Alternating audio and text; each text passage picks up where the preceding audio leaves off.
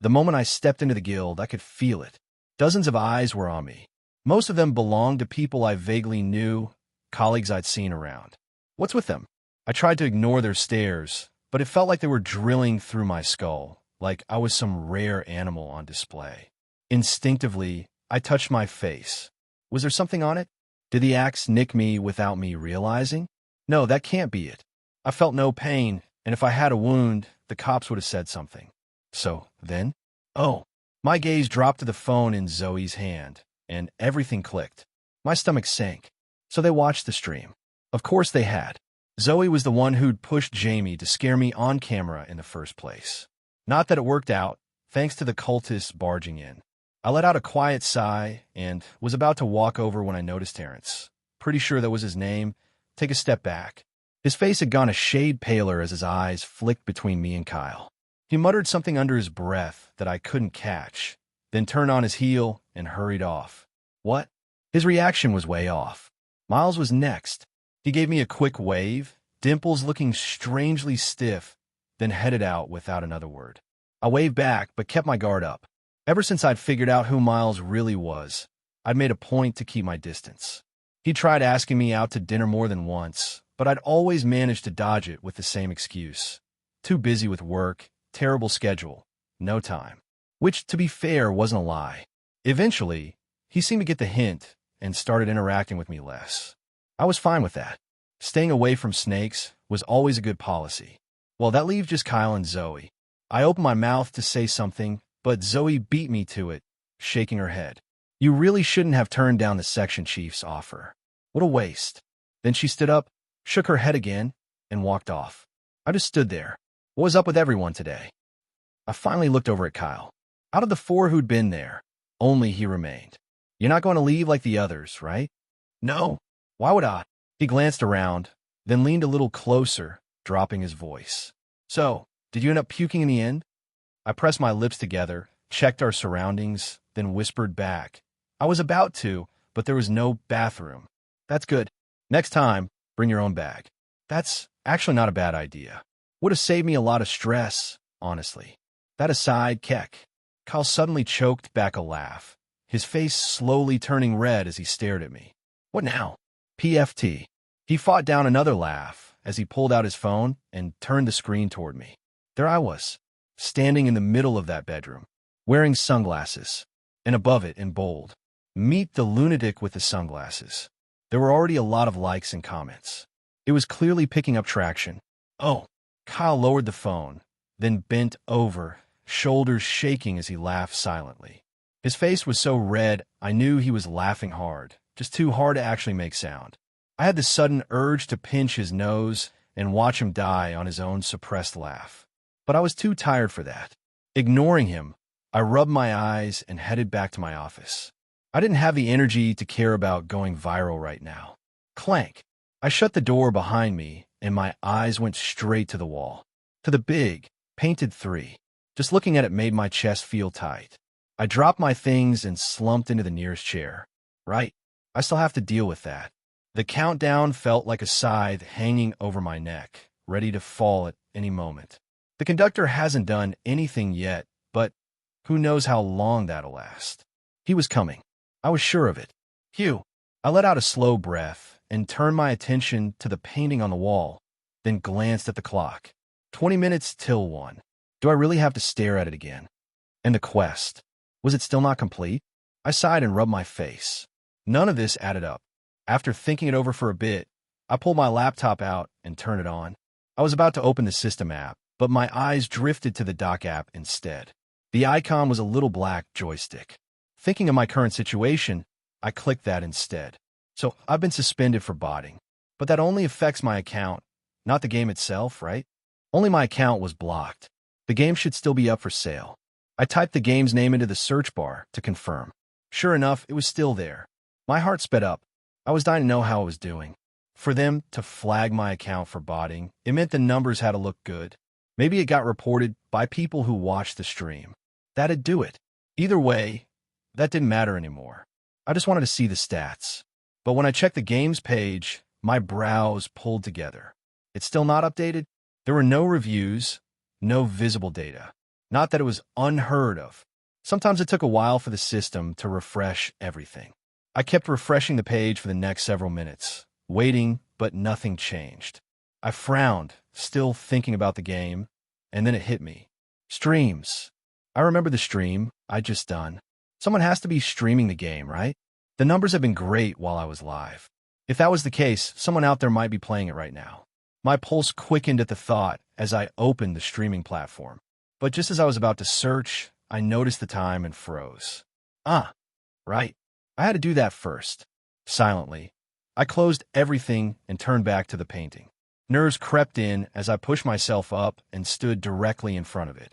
Tick, tick. The second hand moved. Then it hit the top. 1 a.m. The time had come. I held my breath. As my body tensed. Ding. A notification sound came from my computer. I flinched and blinked out of habit. Crap. Panic spiked, but a second passed. Then another. Nothing. Nothing happened, despite me blinking. Then, slowly, I turned toward my computer and took a cautious step forward. That was when I saw it. Congratulations on completing the quest. Oh. Optional quest completed. Difficulty, second order. Reward, 5,000 SP. Objective, investigate the painting's origins. Location, Valora Art Museum. Description, clues lie hidden in the museum's halls. Travel to the Valora Art Museum and uncover the story behind the mysterious painting. Time limit, 2 days. My balance jumped from 1,450 SP to 6,350 SP in an instant. For a second, I almost leaped out of my chair. This was huge. With an extra 5,000 SP, the number of items I could buy in the shop had shot up. My options had widened by a lot. With that, facing the conductor didn't feel as impossible anymore. For the first time in a while, I felt like I could actually breathe. That feeling lasted all of 2 seconds. More system messages popped up, dousing my excitement like a bucket of ice water. You have uncovered the dark secret hidden within the painting. The young girl was raised from childhood as a living sacrifice for the cult leader's ascension. When she learned the truth, she tried to take her own life, but failed. By disrupting their plans and exposing part of their scheme, you have drawn their attention. You're now one of their targets. But be cautious. This cult is no ordinary gathering. They are backed by some of the wealthiest and most powerful families, with influence stretching into the deepest parts of this land. They know your face now, and they will be watching. Caution advised. Ding. Continuation quest activated. Difficulty, third order. Reward, 40,000 SP. Objective, expose the cult and its plans. A location, not applicable. Description, the cult has turned its gaze toward you. If they catch you, only death awaits. Survive their attention, find a way to turn the tables, and expose them. Time limit, 2 months. You really couldn't let me have one moment, could you? I stared at the new quest window, feeling a headache coming on. Still, the annoyance faded quickly. This wasn't exactly unexpected. After what the senior officer said, I'd already guessed something like this was coming. 40,000 SP and a 2-month time limit. That's not bad. At least I had some time to work with, and the reward was more than worth it. A small silver lining in the middle of the mess. Besides, I'd have to deal with the cult sooner or later anyway. Getting paid for it was just a bonus. This also means I don't have to stare at that painting every day anymore. I let out a breath of relief and glanced at the canvas. Just remembering my first experience with it was enough to make my skin crawl. I had no desire to repeat that. In that case, now that that's done, I should check the streams. See if anyone's actually playing my game. That was what I was most nervous and curious about. I wanted to know if the game was being received well. There wasn't much time left before the quest deadline, and the conductor was becoming more and more active in the background. If I wanted to be fully prepared when it came knocking, I needed the game to do well. The more it sold, the more SP I earned. My future literally depended on that. I also need to figure out how to reach second order. Only by reaching second order would I be able to upgrade the shop. Maybe then I'd find something that could help fix my condition. All right, I took a deep breath, closed the system, and opened the streaming app instead, typing my game's name into the search bar. A regular day in the office. 5. Only 5 streams popped up. Worse, None of them had many viewers. The most popular one barely scraped 115. My heart sank a little until I checked the time. Right, it's 1 a.m.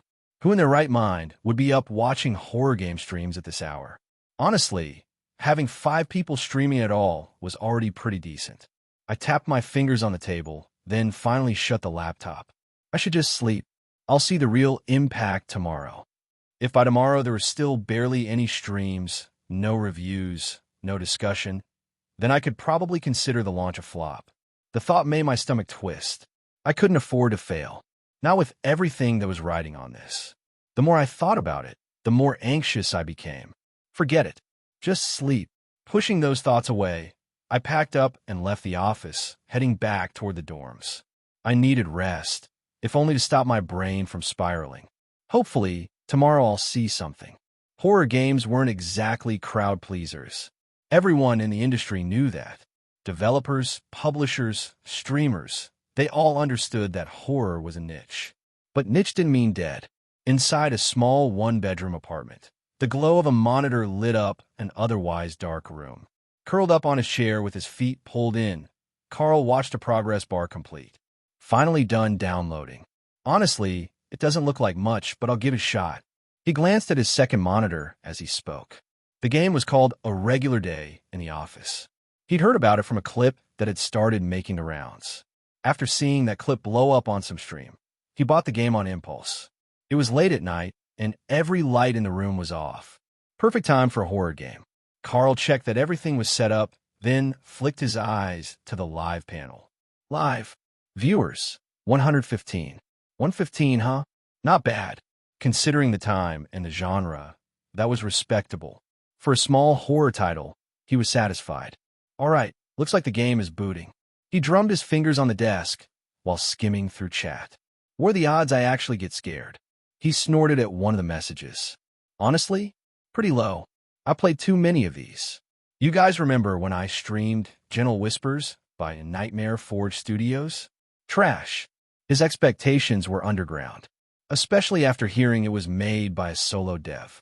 That stream clip was probably just a marketing trick to get people curious. Just because the clip was funny doesn't mean the game's good. It felt kind of desperate, honestly. Those were his honest thoughts as the title screen loaded. Simple UI, bare bones design. His already low expectations sank even further. He knew exactly what kind of game this looked like. Low budget, rough graphics, leaning on cheap jump scares. He already wanted to move on to something else, but the hype train was rolling, and he didn't want to miss it. So he took a breath and hit play. All right, let's get this over with. He wasn't the only one.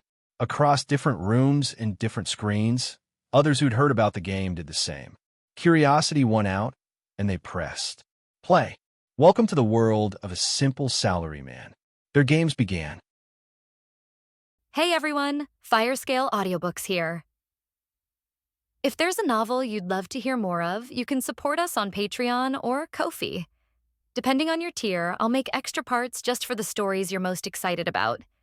Usually I can only upload 4 to 5 parts of each novel, but with your support, we can go beyond that. And of course, don't forget to hit subscribe. It helps more than you know. The game started rather plainly. This is my 3rd year working for the company. Every day is a struggle, and I hardly get any sleep. I am so tired that I think I'm starting to hear things whenever I leave my office. The only thing keeping me sane is my playbox. Only when I play it do I feel safe. It started with a long and boring message that filled the entire screen. Carl's eyes narrowed as he read the message. Not even a voice audio. Seriously? While he already had low expectations for the game, this was even worse than he had originally imagined. And take a look at the graphics. It hardly renders anything. This is the type of stuff you'd expect to have been developed 20 years ago. His comments were met with similar criticism from the chat. Low budget. Could still be scary, right? Bah, this looks boring. Switch to the next game. I'll switch stream if you continue to play. I could probably do better, lol. Reading the comment, Carl almost felt tempted to quit on the spot. However, thinking about how he could still make a quick buck from the height the clip had, he clenched his teeth and decided to press on. Another long line of text appeared. It gave a rough outline of the situation. Tired worker. One who committed suicide. Music box helping him feel safe. Just a bunch of nonsense that was put in order to add some psychological effect on the player. Fuck, I can't even skip this part. The fact that he couldn't skip all the boring intro made him want to tear his hair apart. A good horror game didn't need a cheap introduction like this. This was a typical case of show and not tell. Hopefully this shit won't last long. He could see his viewers getting fed up. Thankfully, it really didn't last long as he soon found himself in front of a door as he pressed his mouse and the scene changed to a long corridor. A simple key tutorial appeared on the right of the screen. So I just walked. The commands looked rather simple, and Carl proceeded to move forward with the character. So far, the game feels somewhat laggy. My best guess is that the developer used Unigine to develop the game, but rushed the game. The lack of rendering also seems to be because of that. The sound also doesn't seem to be well placed. The steps are a little uneven, and the breathing is too consistent. Who even breathes like that? Carl started commenting while playing the game. The game cost about $5, but I've seen cheaper games better done than T. Flick. The screen suddenly turned black, and the darkness swallowed Carl from all directions except the side monitor that displayed the chat. What? Carl looked at the screen in confusion, then quickly realized what was happening. Ah, I see what's going on here. He calmly pressed the W key as the echo of the character's steps made its way into his ears. Similar to gentle whispers, it appears that this game plays on sound and the lack of visuals in order to create tension while eventually giving rise to the jump scare in the end. This was the standard structure of horror games, and as an experienced player, Carl saw right through the game's intentions. But, flick, the light soon turned back on, and he cocked his head. Oh, was I wrong? He turned the corridor to see a familiar corridor in the distance. He had a look of understanding then. An endless labyrinth type game? Okay, I think I played this one before. He was trying his very best to make the stream entertaining, but looking at the chat and the lack of engagement, he felt his heart twitch. I should get this game over with. He pressed Shift and made the character move faster. By now, he didn't even care that he was wasting the character's stamina. He just wanted to die and move on. The character couldn't keep up. His entire body tensed, his head moving away from the monitor as he hastily tapped on the keys of his keyboard. No, fucking run. Run. He was practically screaming at this point, his hands shaking as he pressed Shift, but soon enough, you have run out of stamina. A notification popped up, and the character stopped. No, why are you stopping? Ah shit.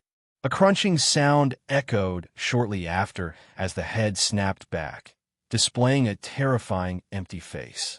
Carl's entire body trembled as he fell back, his mouth and keyboard falling away. Kinda. The scream pierced through the room.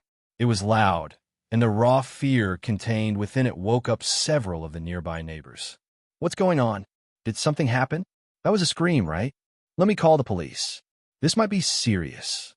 Such a scene repeated throughout the entire night, as several screams filled the neighborhoods.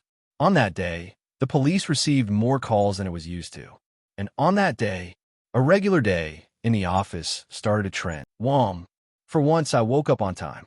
I looked at my watch and saw that it was 8 a.m. Rubbing my eyes and stretching my body, I got out of bed before taking a quick shower and getting ready to work. Right, I did say I would check once I woke up. As I was brushing my teeth, I turned my attention towards my phone. I suddenly grew curious about the game. How was it doing? Opening the phone, I stared at it nervously, my thumb hovering over the dock app. My heartbeat was a little too fast as I tapped the icon, watching as the app loaded slowly. The moment it opened, my eyes were drawn to the account status, suspended. My heart sank, just a little, but it wasn't like I hadn't been expecting this. I just hoped they'd have resolved the situation by now. It's not strange, though. They usually take a day or two with this stuff. I was still confident I'd get my account reinstated soon enough. What was most important was to see how the actual game was doing. Did the marketing stunt work or not? I swallowed my saliva while nervously typing the name of the game in the search bar. My mind couldn't help but wander to the worst possible scenarios. I started to think about Kyle's reaction and the things I'd have to do in case I failed the mission. The few seconds it took for me to type the name of the game felt like forever, and once I searched the name of the game and pressed on it, a series of results appeared. Soon, my eyes fell on my game, and my expression slowly grew slack shortly after. Tack! The toothbrush fell from my mouth, my mind blank. It took a moment for me to snap out of it, and when I did, I felt the toothpaste slip away from my mouth. That. Quickly whipping the toothpaste away, I blinked to make sure I wasn't seeing things.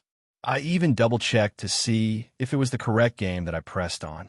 But even as I blinked, no change occurred. It was the right game, and it was all real. Recent reviews. Neutral, 731 reviews. My hand shook as I stared at the number of reviews that were on the game's page. While the neutral on the review page meant that the game had mixed opinions, what mattered was the number of reviews. 731. That was a ridiculous number of reviews. This was especially so when taking into account that only a small player base would go out of their way to send a review. This meant that the game had sold quite a lot of copies. I could hardly contain my excitement as my chest trembled with each breath, and I started to search for my game on the web. I wanted to see the reason for its sudden explosion in popularity. Is it because of the stream? If so, I should do it more often. However, the moment the first search loaded, my excitement almost faded, and instead, I found my face slowly starting to stiffen. Well, I wouldn't be sent to jail for this, right? I didn't even know how to react when staring at the first title that appeared. Screams rattle neighborhoods, flooding police lines with panic calls. The culprit? A game called A Regular Day in the Office. I clicked on the website to see a long article about the events that transpired this past night and how several neighborhoods were terrorized by such screams. I forced out a laugh before finally looking at the reviews on the game. The more I read them, the more I covered my face. Terrible. Just terrible. I couldn't sleep at all because of this. The police were called, and everyone was questioned. Terrible. Awful game. Just awful. The page was flooded with negative reviews. Most of them seemed to come from the victims who had suffered the previous night due to the screams. However, there were also quite a few nice reviews right beneath. I'm not an avid fan of horror games, but I decided to try this because of the stream. The quality of the game is nothing to be proud of. The rendering sucks, and I could tell the developer cut corners in several areas. But, despite all of these flaws, the game managed to make me scream, loud enough to make my neighbors concerned. And for that, I can only give it a high score. I recommend. One review in particular stood out to me, not only because of the number of likes it received, but also because of how genuine it felt. I read it a couple of times before liking it. Shortly after, I just found myself standing by the mirror, my expression oddly calm. To say the negative reviews didn't affect me would be a lie. They did to some extent. The game, while a bit rushed, was still something that I had developed after a lot of struggle and suffering. To see people trash my work didn't feel good. But even though the bad reviews bothered me, it didn't surpass the other feeling that I felt as I leaned closer to the sink, staring at my reflection within the mirror. Though not as bad as before, my eyes were still baggy while my disheveled hair covered my face. Gripping the edges of the sink, my arms shook like they could barely hold me up. I hated horror. I hated it so much it made me sick, made me want to puke my guts out. And yet, I lowered my head, staring at my trembling hands, feeling something ugly coil tighter inside me. My lips pressed into I am more twisted than I thought, because no matter how much I hated it, I realized just how much I loved to traumatize people with my very own creations. More. I wanted to do more. On the outskirts of the Valora Art Museum, several footsteps crunched through the overgrown greenery. Following the incident that had occurred the previous day, and after careful investigation by the police, it was found that the situation was a lot more serious than previously anticipated, necessitating to involvement of the BU directly, and forcing a specialized team to come and investigate the situation. This matter became especially concerning when the agents dispatched on the mission heard a certain beeping noise coming from the energy detection meter. Beep, beep. One of the agents, a tall man with a sharp jawline, frowned as he stared at the blinking light on his device. "I'm getting a reading," he said, his voice tense as he brushed the shoulders of his suit. "It's coming from inside the building." "Same here." Another agent responded, his expression tight. I'm getting a strong signal. The third agent, a woman with dark, intense eyes, glanced up from her screen and met the other's gaze. Something's wrong. This is no ordinary energy reading. The fourth agent, a younger man, swallowed, his fingers tightening around the device. We need to be careful. This isn't just a routine situation. There's something else going on here. A reading suggested an abnormal presence of excess energy. This was not good news. Let's go. The agents walked into the building with caution, their steps careful as they followed the beeps of the meters in their hands. Coming to a stop in front of a trapdoor, they looked at each other before walking in and slowly walking past a long and narrow tunnel, the sound of their steps echoing loudly in their ears alongside the beeps of their devices. The tunnel opened up into a small, dimly lit room. A single, empty coffin lay in the center, its polished wood gleaming faintly in the weak light.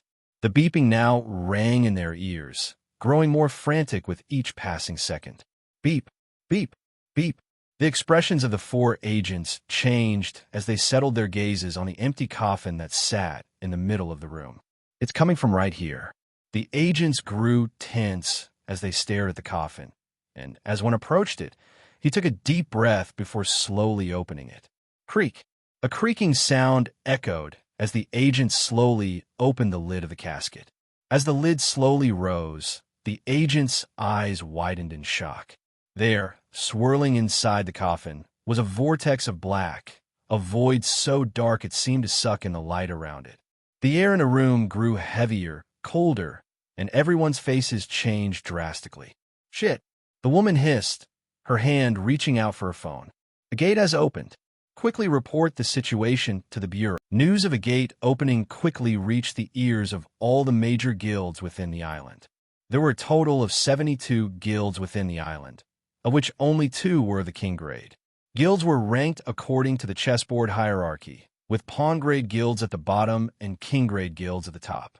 The Severed Star Guild was a newly promoted queen grade guild, just shy of the king grade. They still lacked the necessary achievements and members to reach the king grade. But that wasn't an issue. Even though they had yet to reach the king grade, they were considered to be the guild with the highest chance of advancing to such a grade.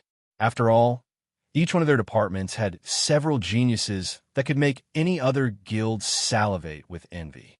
At this very moment, a meeting was taking place on the guild's 50th floor, the top floor and the guild master's floor. The gate has been identified as a ranked anomalous type gate. There are already several guilds that are trying to get their hands on the gate. In particular, Crownfall and Ivory Dominion. That's a little worrying.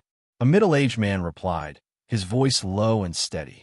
He wore a dark suit that strained against his broad frame, while his black hair and beard were neatly trimmed. Wearing a flat expression, the guild master leaned back in his chair as light poured through the massive windows behind him. If those two are trying to take the gates, then things will be rather complicated for us. I'm sure they will try their best to make sure we don't get a spot. The rise of another king grade guild wasn't good for them, and so it wasn't strange for them to try their best to make things harder for themselves. We can't afford to lose this gate, especially not when we have found so many talented recruits. The reason why gates were important was because of the fragments that they managed to collect from them. Not only were the fragments extremely valuable, providing extremely clean energy to sustain the island and several other important operations, they were also crucial in the development of an awakened. There existed several types of fragments, and each decree required a specific sequence or number of specific types of fragments in order to advance to the next order and unlock the next node. The higher the order, the more absurd the requirement. It was for this reason that they couldn't give up on the gate. Guildmaster, if I may say something. Interrupting the guildmaster's thoughts, his assistant stepped forward, a folder clutched tightly to her chest as she adjusted her sharp, angular glasses. There's actually something interesting that I've managed to find while investigating the recent gate. Oh, do tell. Interest flashed across the guildmaster's eyes. What could Adeline have possibly found? Take a look over here. Adeline placed a file on the desk, revealing a photo of a man who stood out immediately, mostly because of the sunglasses he wore. He, along with another streamer known as Jamie TV, was responsible for uncovering the anomaly within a museum. And this guy right here, she pointed at the man with sunglasses. He's actually within our guild as an observer for one of the stars of the containment department. If we play our cards right, we might be able to claim a spot in the raid. MHM. The guild master crossed his arms, his gaze focused on the man with the sunglasses. So he was within the guild? Well, that changed the situation. One of the rules set by the Bureau was that whoever discovered a gate had the right to claim a spot for it. If the young man with the sunglasses was truly within their guild, then all they needed to do was convince him to join, and the spot would be theirs. The guild master made his decision then. Get in contact with him. Offer him a job here. Understood. How much should I offer him? The guild master pondered for a moment before looking back at his assistant. Which department was it again? Containment? Yes. All right. Let me make a call. The guild master reached for the phone next to him and dialed a number. A rough voice echoed from the speakers a few seconds later. Guild master? Why are you calling? I'm kind of a little busy right now. Adeline bitterly smiled when hearing the voice coming from the speaker. Only he would speak to the guild master in that manner. It's kind of a life and death situation, you know? It's Irk. What's going on? Are you in the middle of a gate? If so, no, I'm just constipated. The room fell silent before the guild master suddenly burst out laughing. His laugh echoed within the quiet space as Adeline covered her face and shook her head. Seriously, Irk, guild master. This is no laughing matter. I'm actually dying over here. Can you make it quick? Yes, I will. With a shake of his head, the guild master went straight to the point. I need you to tell me about the observer that one of your recruits brought in. What do you think about him? As if forgetting all about his situation, the line fell quiet. It remained quiet for a few seconds before his voice echoed again. Are you talking about the boy called Seth? Seth. The guild master turned to look at Adeline, who slowly nodded her head. Yes, him. What do you think about him? A tired sound escaped the section chief as the line fell quiet again. Seeing Sebastian act like this, the guild master grew even more curious. While Sebastian tended to act chaotically and erratically, he was an extremely competent man. There was a reason why he was the section chief of the containment department, and his next words made the guild master extremely surprised. I really want him. He could feel the desire in the section chief's voice as he spoke. Guild master, have you not watched the stream? The stream. The guild master looked to his assistant, who readily displayed to him a certain video. He watched tentatively as the section chief spoke over the phone. The first time I was impressed was during the newbie trials. He was just there to look, but decided to have a go. He ended up setting the record for the fastest run in the game. I gave up thinking that I might be jumping the gun, but then I saw his stream. That guy, he might just be a monster. The guild master's eyes narrowed as he skipped past several scenes and witnessed the subject with heavy scrutiny. He analyzed everything, from the speed of his thoughts, his handling of the situation, and his general calmness. He was slowly starting to see what the section chief was talking about. But then, I ended up offering him a position, but he refused me. The guild master turned his attention to the phone again. He refused. Yes. What did you offer him? Very good terms. Top even for the top recruits in their first year. But he still rejected. Yes, he said that he wanted to continue developing games. Games? The guild master paused, his eyes blinking rapidly before he suddenly burst out laughing again. His laugh this time was even louder than the previous, the amusement clear on his face. Eventually, calming himself down, he looked towards Adeline. Draft up a contract. Guild master, are you going to offer him a contract? I'm afraid he's still going to reject it. Add the title of trauma consultant. Give him a base salary of around $2,500 a month and tell him he can do whatever he wants. We just need him for the gate. Adeline took the orders seriously and jotted everything down. Then finished everything she bowed before leaving. On the phone, the section chief remained stunned. Eventually, however, he recovered and started speaking hurriedly. Wait, you're giving him a bogus position? What for? Wait, is it for the gate? Correct. The guild master nodded. If he works for us, then we will get a claim to the gate. The profit that we'll make from the gate will far outstrip the salary that we're offering him. The section chief started to understand. However, he soon chuckled. But that's not the only reason, right? I bet you have other motives behind your actions. The guild master merely smiled without answering. The section chief pressed on. You're smiling, aren't you? Fuck. Just thinking about it is giving me goosebumps. Shit. Aren't you constipated? The line paused before the section chief sighed. I was lying. Oh, the guild master didn't sound surprised. And what exactly were you doing? I was playing football. Recently, I feel like my leg hasn't exactly been as strong as it once was. The last time I tried to KIC. Do. The guild master ended the call there, allowing for the silence to return to the office. Then, slowly turning his attention towards the sunglasses-wearing figure in the file before him, he drummed his fingers on the table. For the section chief to say something like that, I'm starting to become interested myself.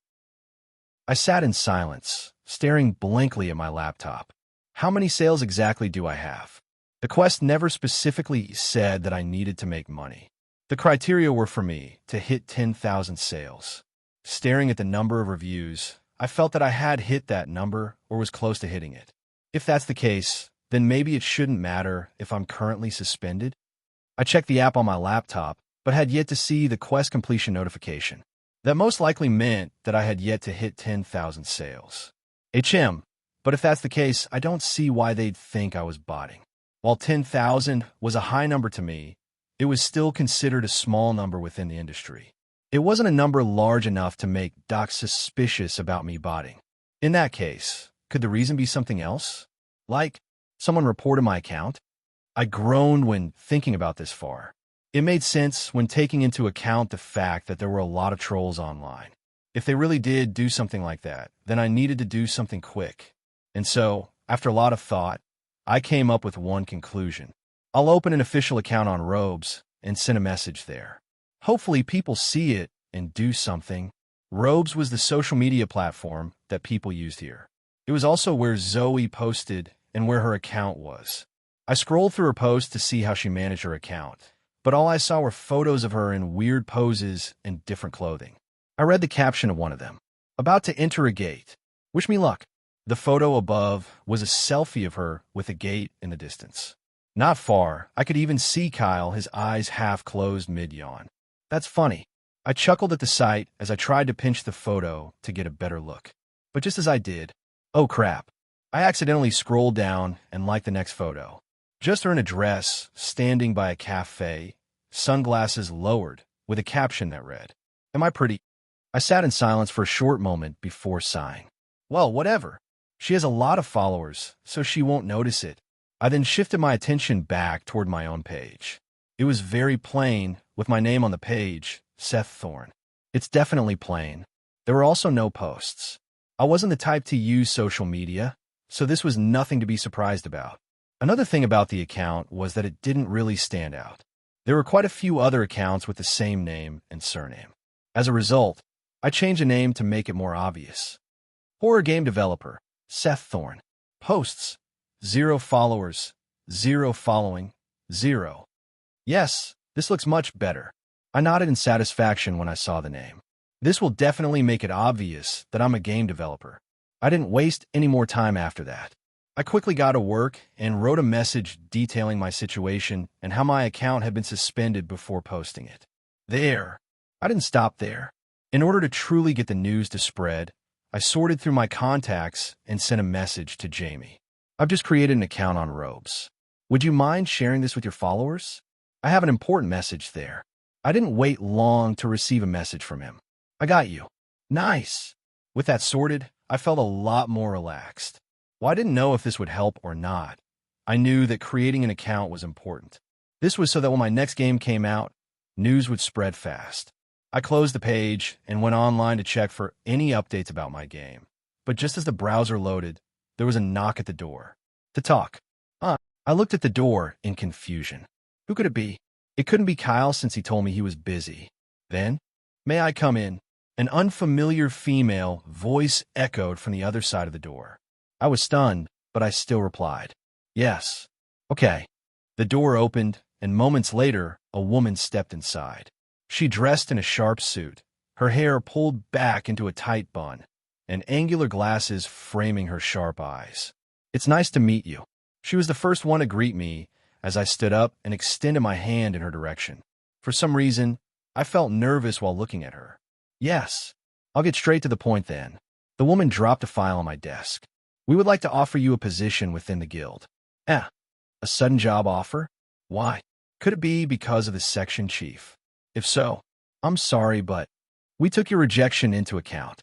That's why we're not offering you an official position. You're not. I was surprised to hear this, but I was also confused. If they weren't going to offer me an official position, what exactly were they planning on offering me? "Have a look." The lady pointed at the file on the desk, and that was when I finally took a good look at it, opening it and reading the contents. It took me about 10 minutes to read the entire time, and once I was done, I found myself unable to say a single word. What could I even say? "What do you think? If there's anything that you're dissatisfied with, we can make adjustments." It's good. The terms were really good. A base salary of $2,500 for a job as a trauma consultant. But despite the job title, I didn't really have to do anything. It was just a random name thrown in for the job. So, essentially, I get paid for doing nothing. This made no sense. Was this Kyle's doing? As if sensing my suspicion, the lady adjusted her glasses. "Kyle is one of our star performers within the guild. We do not wish for him to be poached by other guilds. This is one of the reasons why we're offering you these terms." So it was because of Kyle. This made a lot more sense. But still, surely this wasn't all, right? There's another reason. There it is. A gate recently opened in the museum that you previously streamed in. Because of your direct involvement with the situation, you could be considered to have contributed to the finding of the gate. We need you to be our employee to ensure us a spot. So that's the case. I felt a lot more relaxed knowing the real reason behind the sudden job offer. If it had just been because of Kyle, I would have still felt a little suspicious. But this, it made a lot of sense. Does that satisfy your curiosity? Yes, it does. I looked at the file in front of me and nodded. I was just about to sign it when I stopped. Looking at the lady, a thought crossed my mind, and I hesitated. But as if sensing my hesitation, the lady spoke. "Is there anything?" "Actually, yes. Please let me know." I scratched the side of my face, a little embarrassed. "Is it possible to give me a down payment of $10,000? You could deduct it from my salary. I just need the money fast." With the threat of the conductor looming, as well as the cult, I needed as much money as possible. For that reason, I felt the need to ask for $10,000 directly. This would convert to 1,000 SP, which would help me gain access to more items. 10,000. Thankfully, it didn't seem to be a difficult request. That could be done. "Is there anything else?" "Men." I stopped mid-sentence, laughing awkwardly as I looked at her. "Actually, there's something else." "Yes." I hesitated before looking at my phone, and then at her. "Surely they can, right? Is it possible for you guys to reinstate a game?" "Your account has been reinstated." I stared blankly at the notification that appeared on my computer. That was fast. Not even a few hours after I had made my request to the guild, and my account got reinstated. I didn't even know how to feel. To think that a guild's influence was this big. Wait, does that mean that the post I made on robes is useless? It wasn't a big issue. Either way, the account was going to be useful for me later down the line. I just logged in and deleted the post that I had previously made. Jamie had yet to make the announcement, so the follower count was still stuck at 0. But that was irrelevant. Ding. You have been transferred $10,000.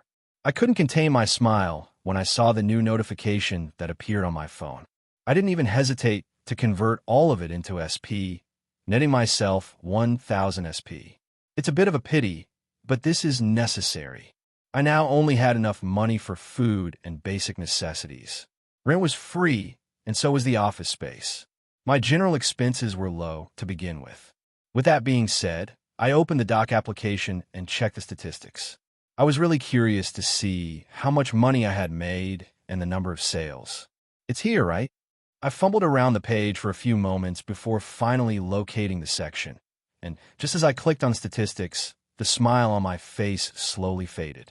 I I had to blink several times to make sure I wasn't seeing things. However, blinking again and seeing no change in the data in front of me, I slumped back onto my chair. My mind could hardly process the number in front of me. I had originally thought the number of sales had almost reached 10,000, but I was wrong. I was very wrong. I drew a deep breath, trying my best to calm my trembling hands as I stared at the number on the screen in front of me. Sales, 17,319. This is insane. The number was far greater than I had originally anticipated.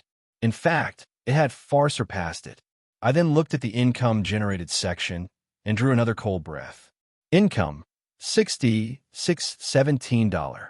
This was the first time I had ever earned this much money before, and the previous excitement that I felt from receiving $10,000 felt like almost nothing. To make things even better, the sales were still going up. This was far from the final income one was going to make from the game. The thought drove me mad, but there was only one issue with the situation. I can't withdraw the money until the end of the month. Doc paid every end of the month, and it was currently January 17th. There were still 14 days left until the end of the month. I guess it was still a good idea for me to request the money immediately. Taking a deep breath, I started to look through the statistics of the game. I was curious to see what else I could find.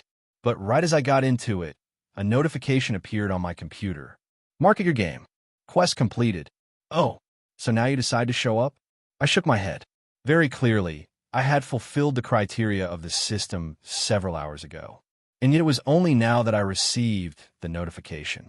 This also happened back when I completed the museum quest. Was there a specific criterion for the completion mark notification to appear, or was the system just trying its best to mess around with me? I really wasn't sure, but the sudden flood of notifications made all those thoughts pass away. Calculating rewards. The calculation didn't take very long. It didn't take long before 3,000 SP was added to my account. Taking into account the extra 1,000 SP that I had just recently added to my account, I had a total of 10,450 SP. Holy shit. I looked at the system shop. With this amount of money, I can literally buy anything. The most expensive item was the butcher's knife. It was also the most intriguing item as it was a growth type, but I didn't choose to buy it immediately. If my guess is right, since it's a growth type weapon, it'll start off rather weak. That wouldn't be ideal, considering that I only have a day and a half left before the conductor comes. I should hold off on buying it for now. It was a bit of a pity, but I knew that by the end of the month, with the amount of money I'd rake in, I'd be able to buy the knife. I just needed to be careful with my points. Okay, then. Leaning back onto my chair, I scrolled through all the listed items. What should I buy? Seriously?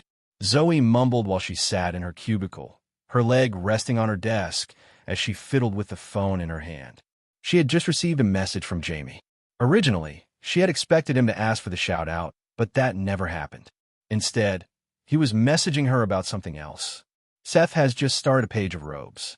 He's asked me to promote it and authenticate it. Oh, that's cool. But what does it have to do with me? Zoe's expression turned strange. Don't tell me he wants me to promote the page. Zoe didn't know how to feel about that.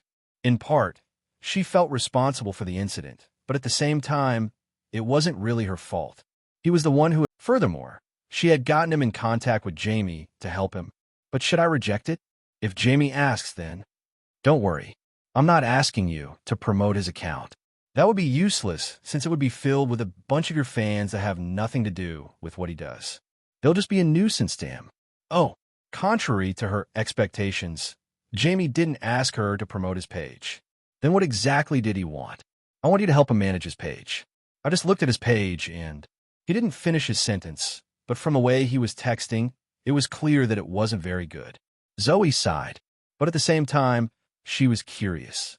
Surely it couldn't be too bad, right? All right, send me his page. Jamie didn't waste a single second and sent the robes page over. Zoe tapped the link, and her app launched instantly. Moments later, a simple page appeared. Her eyes were drawn straight to the name at the top and the photo beneath it. PFTT. She burst out laughing shortly after. What the hell, ha ha ha.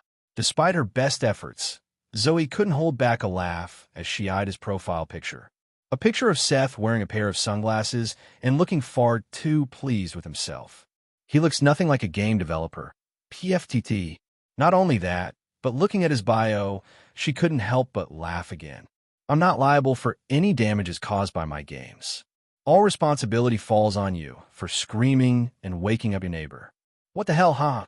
The more she looked at the profile, the funnier she found it. It was a strange feeling, almost unfamiliar. How long had it been since she'd laughed like this? Ever since the incident with her parents, she'd buried herself in work, her goal clear. She wanted to become stronger. Strong enough to prevent incidents like her own from happening again, as well as conquering Centriest Island. She didn't have much time to laugh. And yet, somehow, in just the past few days, she'd laughed more than she had in her entire time here. It felt weird. So damn weird. Zoe rubbed her eyes while looking at Seth's profile. She shook her head and snooped around the page. The account looked pretty new. He didn't seem to have done much with it. Fiddling around, she looked at his history, not expecting much, but her face froze.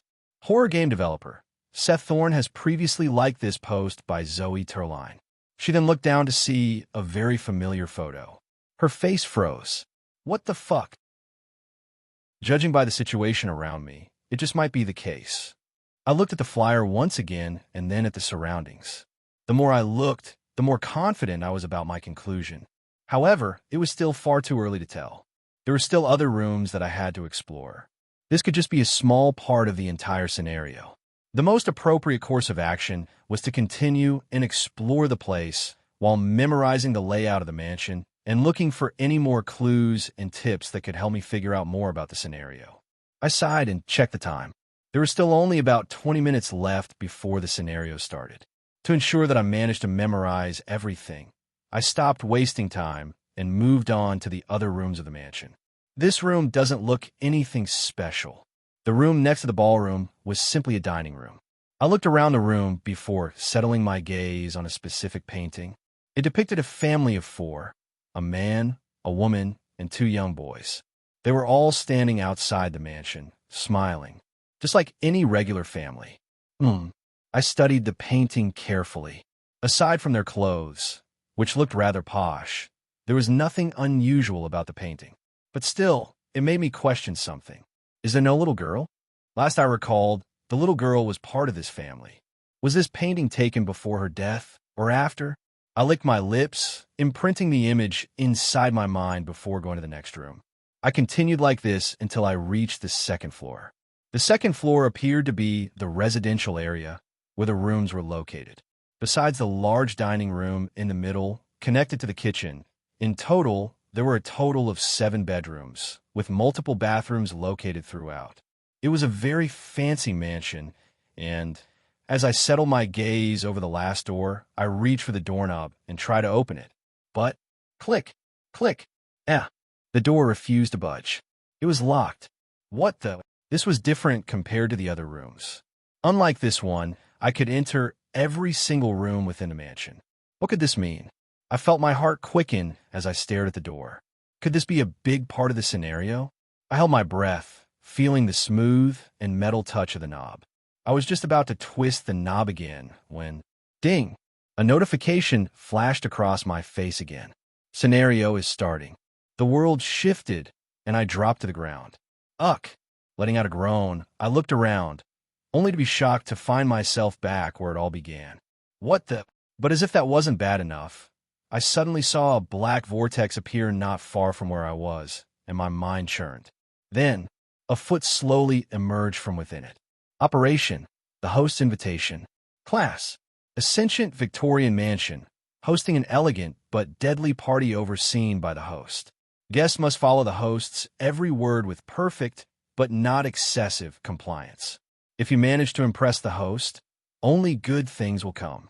Disobedience results in grotesque, instantaneous death. A few moments prior, the Laura Art Museum. Several large black SUVs stopped right outside the gates of a now crowded museum. Stepping out of one of the SUVs, a young girl whose looks could attract the attention of anyone who looked carefully brushed her blonde hair back while her green eyes scanned the surroundings. Ah shit, Her face fell the moment she spotted several groups in the distance. Looking at their uniforms and clothes, she knew exactly who they were. She looked behind her, where 4 other recruits appeared. They were the recruits she had chosen for the upcoming mission. Whatever you do, don't fall for their cheap provocations. Those bastards are merely trying to shake your mind before entering the gate. All of you should know how important it is to keep a clear mind when entering a gate. Yes, understood. The recruits nodded with serious expressions, their faces filled with obedience. Zoe had a very good reputation among the recruits. Not only was she really pretty, but she was extremely capable. As such, nobody had anything to say to her words. Good. Nodding in satisfaction, Zoe turned her attention away from the recruits behind her and moved towards the mansion in the distance. But just as she took a single step, a certain voice reached her ears. If it isn't a familiar face. Zoe's eyes closed as she silently sighed. This fucker. Turning around, a young man with blonde hair and blue eyes appeared. He was relatively handsome, further accentuated by his bright white clothes, as the insignia of a tusk sat by his breast pocket. He was Tom Tucker, one of the 5 stars of the King Grade, Ivory Dominion. It's been a while, Zoe. He waved with a smile. His eyes were curled into slits while his smile looked bright. On the outside, he looked extremely friendly. However, Zoe knew him well enough to know he was the furthest thing from nice. She had seen firsthand how he willingly sacrificed some of his team members in order to gain merit in clear scenarios. He was the most treacherous of people she had ever met in her line of work. Of all people, it had to be him. Zoe groaned to herself as Tom looked around. I don't see Kyle anywhere. Is he here? No, he's got other stuff to do. Oh, I see. That's such a pity. I want to catch up with him. It's been a while since I last saw him. I heard that he's doing quite well for himself. His eyes glinted with a certain something as he spoke before looking towards her recruits and moving away. The interaction was short, and yet the recruits already felt shaken. Zoe inwardly cursed when seeing this. That damn fucker. He's always up to no good. Her heart dropped. With him present, the situation had now changed. She now not only had to worry about the scenario, but she also had to worry about him and any possible things he might do in order to interfere with her team. Thankfully, it didn't seem like Crownfall had sent any annoying person on this mission. In the distance, her gaze settled on a burly man with broad shoulders and a thick back. His thinning black hair clung to his scalp, and his clothes strained to contain his bulky frame. Zoe was somewhat familiar with him. He had somewhat of a reputation, but nothing in comparison to Tom. This kind of made her curious. Why would Crownfall send someone like him to the gate? Whatever. I'll figure out later. Seeing the groups enter the museum, she started to move and made her way towards the basement where the gate had been found. Eventually reaching the place, she saw that all other groups had arrived, waiting by the gate as they all stared at an agent in a black suit and sunglasses. He stood by the gate with an extremely serious expression. As Zoe and the others arrived, he finally opened his mouth to speak, but just as he managed to get a few words out, a certain sound interrupted his words. Welcome to KH. All eyes suddenly flicked towards the source of the noise as Zoe's face froze, her hand covering her mouth. What just happened? Zoe looked at her hand in confusion. She didn't mean to do that. She didn't know what suddenly came over her. Feeling everyone's gaze, Zoe didn't know what to say. But with her gaze falling on the not-so-pleased agent again, or more specifically, towards his sunglasses, a certain scene popped up in her mind, and her lips quivered. Hold it in, hold it in, hold it in. As I was saying, PFTTT. Hastily covering her mouth again, Zoe felt the piercing gazes of multiple people at once. She could see Tom's gaze from a distance as he watched on with amusement while the agent's expression showed signs of extreme displeasure. Seeing how the situation was starting to unfold, Zoe bit her lips. It's all his fault. If it weren't for him and his damn sunglasses, she wouldn't have found this funny. Miss Terline. The agent's voice was cold as he scanned the notepad in his hands. Feeling his gaze, Zoe could only silently close her eyes. What's done is done. I'll just wait for him to finish nagging. The nagging however, never came. After a moment's pause, the agent shifted his attention away from her. It was either perhaps he realized her identity, or because there was not much time to waste, he started to speak again. You've all been given a brief overview of the scenario. Several scouts have already gone in. From what we've gathered, it begins with your arrival at a large estate where a party is underway. The rule is simple. Do whatever the host tells you. If he says dance, you dance. If he says sing, you sing. The agent paused, his expression turning grim. If you fail to do any of the listed things, you will die. The expressions of the recruits didn't change upon hearing the agent's words. Everyone was already aware of this fact. In fact, they were all used to the idea of dying at this point. From what we've managed to find, the way to clear the scenario is by impressing the host. If you somehow manage to impress the host, the scenario will be cleared. Everyone more or less knew everything beforehand. Zoe had as well, having thoroughly studied the scouts' reports in advance. This was the bare minimum one had to do before entering a gate. I don't think I'll have a problem with dancing. The same as with playing the instruments, but I don't know if I can impress the host with my skills. Thankfully, Zoe had brought several items with her in order to help her in this regard. The dancer's ribbons. Upon wearing the ribbon, one will be possessed by the deceased soul of a ballerina that once stood amongst the most talented in the world, automatically be able to dance smoothly and fluidly. But be careful not to be consumed by her. Tempo ring allows the wearer to maintain a tempo while wearing the ring. This is so the wearer will never be out of tempo when playing any instrument. These two items alone should be able to make her perform better than most people, and perhaps even impress the host. There are a few other things that you need to be careful of. First, you must never reveal your face. As the agent spoke, he retrieved a small mask that covered the upper part of his face. Do any of you not have a mask? If you enter the scenario without a mask, you will automatically be killed the moment the ball starts. It is extremely important that all of you have your masks with you. As the agent asked, his gaze swept the surroundings as Zoe retrieved her own mask. It was a smooth, featureless sphere with a glossy surface that reflected the light like polished obsidian. It covered her entire face, completely hiding her expression. Unfortunately, the guild had no suitable mask item for her. All the ones they had were far too dangerous for her to wear. She could only settle for a normal mask. Good. It looks like everyone here has brought a mask with them.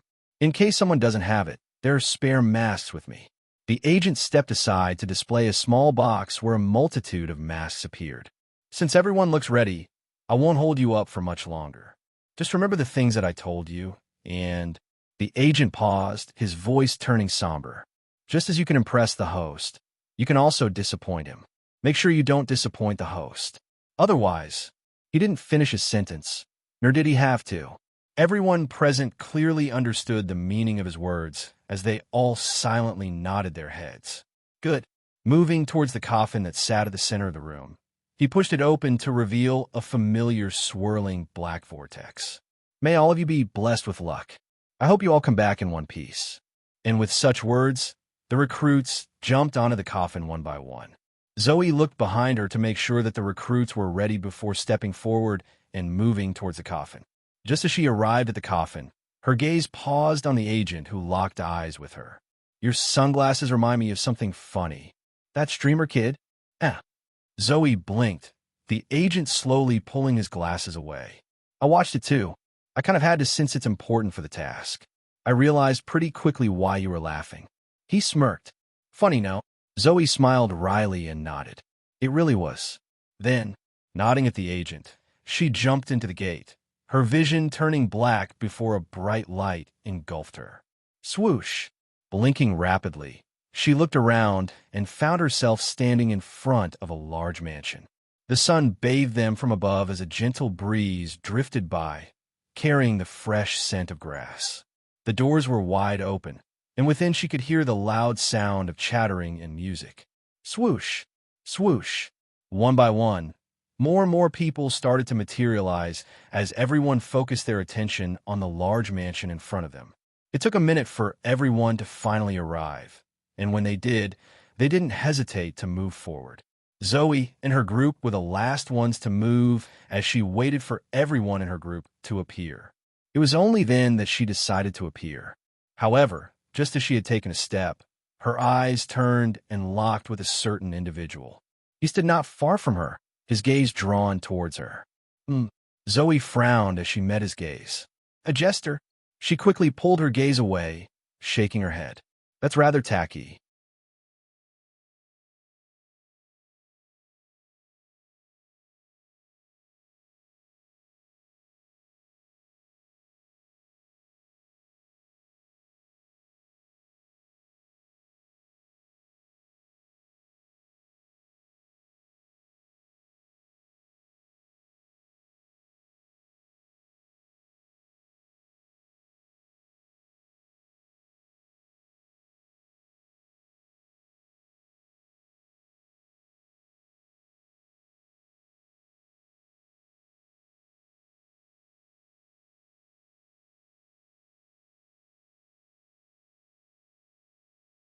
She didn't notice a thing, right? Feeling Zoe's gaze, sweat dripped down from the side of my face. She was staring for too long, and the more she stared at me, the more nervous I felt. This persisted for a good couple of seconds until she eventually pulled her gaze away. Fuck, that was too nerve-wracking. I sighed in relief. At the very least, it appeared that I had managed to successfully infiltrate the group. Everyone was too preoccupied with the scenario to even take notice of me. And I joined right as the first group entered. So even if they did find me suspicious, they'd think that I was merely part of the first group that entered. There were quite a few people present. I could count about 30. Judging from the different clothes they were wearing, they all came from different places. They all wore some ridiculous mask, making mine the least noticeable one. To make the situation even better, they all wore different types of clothes. Some tried to wear clothes fitting a ball, while others wore more casual ones. That was the only reason that prompted me to join the group. Still, I should have seen this coming from miles away. Taking into account the origins of the painting and the sudden portal that formed in the museum, I should have expected people from the guild to be here. And I sort of did after a certain point. But of all people to expect, Zoe wasn't the one I expected to be here. That made the situation worse for me. This was especially so when taking into account the fact that she was actually quite sharp when it mattered. I really hoped she wouldn't figure anything out. I could only maintain my distance for now as I moved past the room that led to the ballroom. The moment I crossed the door, as if everything I had seen before was a lie, a bright light engulfed my vision. Looks like we have some new guests arriving with us. The lights from the chandelier pierced the surroundings, momentarily blinding my vision. Soon after, a rough yet pleased voice echoed in the hall as a glass was raised towards the tall ceilings of the ballroom, the glass cup reflecting the bright light of the chandelier. Excellent. How excellent. To see guests come into my party. There's nothing that pleases me more than that. Blinking my eyes, I managed to clear my vision. I proceeded to look at the source of the noise. A chubby man stood at the center of the hall, dressed in a pristine white suit adorned with golden embroidery and a red bow tie. He wore a slim black mask to hide the top half of his face. His head was bald, and there was no noticeable feature about him besides his double chin. He looked normal at first, but that changed when he turned around to greet the people on the other side of the hall. Where the back of his head should have been, a face appeared, grotesquely attached to the back of his head. The face looked around, its white eyes focused in our general direction. My stomach churned, and an all-too-familiar feeling rose up in my throat. I should have gone to the bathroom beforehand. I really wanted to puke. Everyone. The man's voice roared once again, the glass higher than before. I looked around and saw the other people throughout the room similarly raise their glasses. They all wore masks, hiding their faces, but taking a closer look, I realized something extremely crucial. Their masks. They were deeply embedded on their faces, the corners seeping deeply into their skin. I felt chills staring at the sight, as if they couldn't make the entire thing even creepier. Then again, after everything that I had experienced so far, this wasn't terrible. I could handle this much, or at least I hoped I could. I knew things would get worse soon enough. Let's all have a toast first before we get started. This is my own way to show my appreciation for coming. Salute. The host proceeded to bring the cup in his hand to his mouth and took a sip. The rest followed his example. Pulling the glass away from his mouth, he twirled it in his hands. There are quite a few new faces here, unlike the regulars. Should I give everyone a brief overview of how things work around here? The ball host turned around again, fixing his gaze in our direction. He chugged the wine in his hand as red trickled down the side of his face. All right. He set the cup aside and dabbed the corner of his mouth with a handkerchief. Then, turning his attention to the piano, where one of the audience members had taken a seat, he began to explain the rules. The rules are simple. A member of the audience will play a piece for everyone to listen to. Everyone will find a partner and dance. Whoever performs the worst will be directly eliminated. Eliminated? I held my breath the moment I heard those words. I was well aware that in this case, eliminated didn't just mean excluded from a game. Elimination meant death. We'll stop until someone eventually impresses me. A smile crept onto his face. It was a creepy smile that left me shuddering. That's all. Simple, right? The rules were set. They were simple and easy to understand. But it was the simplicity that made my stomach churn. I have to impress him through either playing a piece or dancing. Oh fuck. I slowly turned my attention towards a piano and the man sitting next to it. In my current situation, the only thing I could do was play the piano. I was far better at it than dancing. But could I really play something good enough to impress the host? I was decent at the piano. I had taken quite a few lessons when I was young, but I was no godly talent. I found it hard to believe that I could play anything that could impress the host. Then, wait. I looked around, my gaze falling on Zoe and the other guild members. That was when I realized something important. I wasn't alone. They were also here. Who was to say that I had to be the one impressing the host? Why didn't I think about this sooner? I'm ready. What about you all? I'm feeling in the right mood right now. Let's see if there's anyone that can impress me tonight. The bright lights started to dim faintly as the people around headed towards the main dancing area. I followed along with the rest. But just as I was about to move, the host's voice rang in the air once more. Owen. He paused, the smile on his face slowly fading, and his eyes starting to turn sinister. All noise in the room ceased as all attention fell on the host. If you hear the sound of a little girl crying, ignore it. Clap. He clapped his hands, and the piano began playing. Find a partner quickly. The dance has started. The scenario began.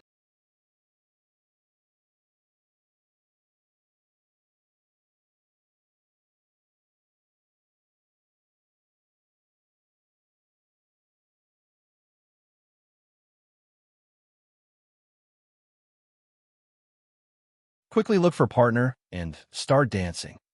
As if it had been planned beforehand, the guild members quickly paired off, forming groups of two.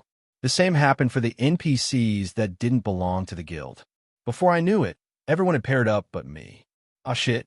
I desperately looked around in hopes of finding someone who was alone, but it became quite clear to me that everyone had paired up. What do I do? Dang. A gentle tune rang in the air, and everyone began dancing. I was the only one who wasn't dancing, and the host's head turned in my direction. He stood in silence, his expression calm and devoid of any emotion. He was waiting for me to move. But I didn't have a partner. How could I move without one? Damn it. Do you not have a partner? Eventually, his voice rang, and I felt several people turn their attention towards me. I could see from their faces that they were confused as they looked at me. Who is he? Why does he not have a partner? I'm sure that we assigned an even number so that this situation wouldn't occur. What group is he with? The situation was starting to spiral in the worst way possible. So, my heart sank as I heard the host's voice once more. The movements of those around me eventually stopped, and so did the music. Silence. Hundreds of eyes focused on me, and the words simply left my mouth without a thought. I already have a partner.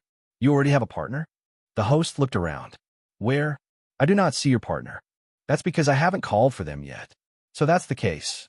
The host smiled, his eyes directed towards me. I knew in that moment that if I didn't do anything, I'd be done for. I took a deep breath. I'll be fine. This should work. It was going to work. It will work. Under the watchful eyes of everyone present, I slowly brought my hand forward. A black hand grasped my hand right after, and a dark figure materialized before me. The faces of everyone present changed as the Night Walker materialized, but I promptly ignored them and fixed my attention on the host. Is this good enough? The host didn't answer immediately. He just stared at me in silence. I felt like losing my mind in that moment. Quickly decide. Just accept it already. Wow, what a grand entrance. Who would have thought you'd suddenly make your partner appear like that? Impressive. The host turned to the piano and flicked his hand. Dang. The music resumed, and so did the dancing. I did so too, but just as I moved, I felt the Night Walker squeezing my hand tightly. I know, resist. I looked towards the bright lights above. The Night Walker's greatest weakness was light. It could hardly move within the light, and it was slowly starting to poison it. I could practically hear its screams in my mind. Feeling the strength it put in my hands as it began to move with me, I knew that it was in pure and sheer agony. However, I had no other choice. Resist for a bit. I'll recall you back when this is over. Come, dance to your heart's content. Show me what you're capable of. The host's voice rang as I focused all my attention on the Night Walker. I was trying my best to keep it from fading on the spot, but its movements were slowly starting to stiffen. I didn't have much time. Easy, but a faint sizzling sound reached my ears. I felt a lump form in my throat when I saw it coming from the Night Walker as its figure started to dissolve before me. No, I just need a few minutes. That's all I need. As if understanding my thoughts, the Night Walker tried to resist the sizzling slowing down. I took a step forward, the Night Walker matching my tempo. The Night Walker was attuned to my thoughts, able to see the images in my mind and mirror them with uncanny precision. Following the dancers from my memories, its movements flowed seamlessly, almost as if we had rehearsed them countless times. The Night Walker was much better than me, and as a result, I let it lead the dance. I merely followed from that point. Hold on. Just hold on. Who the hell is he? By now, there was not a single person who wasn't aware of the strange jester-like figure. He had come out of nowhere and suddenly taken the spotlight. Dang! His figure glided across the ball floor, his movements in sync with the strange black creature, as the pair's movements were almost flawless. Beneath the bright lights of the chandelier, the two shone brighter than anyone present. The sight was one for the eyes, but at the same time, it made everyone grow alert. This jester, who was he? He wasn't in the scouting report. The scenario had deviated from what they had originally been told by the scouts. Some inwardly panicked at the thought. There were times, occasionally, when such incidents occurred, and in such times, the difficulty of the gate would oftentimes increase, and so would the mortality rate. Not only that, but there was something more crucial than that. With the sudden changes occurring in the scenario, their preparations, and everything planned to tackle the gate, would they still be able to stick to them? Don't panic. Keep doing what we've planned. Zoe's voice quietly whispered to her dance partner as she tried her best to maintain calm. The situation was bad, but in such a situation, the most important thing was to remain calm. She wasn't the only one who was like this. After the initial shock, the other guild members resumed their dance, and the ball went on full swing once more. For now, this was the most appropriate response. It was just a pity that one of the groups stumbled as a result of the sudden situation. Great, amazing, wonderful. The host showered the surroundings with praise, his eyes darting all over as he looked extremely pleased with what he was seeing. Everyone danced to the best of their abilities, but only one group managed to pull the host's gaze more than once. It was the jester and the black creature. Their dance commanded the room, every step pulling attention like magnets. And just when they seemed impossible to ignore, smoke began to curl from the creature's body, its form growing lighter with each movement, fading, yet still dancing. The sight, it made them look even more imposing. Dong! The two moved with such grace and elegance that they even managed to absorb the attention of the NPCs. Zoe clenched her teeth, trying her best to dance to her best abilities. But even she felt inferior to the jester. And then, the tune in the air mellowed, and the jester pair began to slow down. The dance was coming to an end. From fast to slow, the The pair matched the slowing tempo of the music, steam rising out of the black creature's body, becoming more and more pronounced as it started to surround the two. Everyone slowed down, all eyes on them, and soon the last notes played. Da-da, with the final notes echoing across the room. The jester came to a graceful stop, his posture poised and elegant as the black creature before him started to fade, dissipating entirely into the air. The surroundings turned quiet, and everyone came to a stop. Bravo! But the silence was fleeting. With thunderous applause, the host showered the lone jester with praise. Wonderful! How wonderful!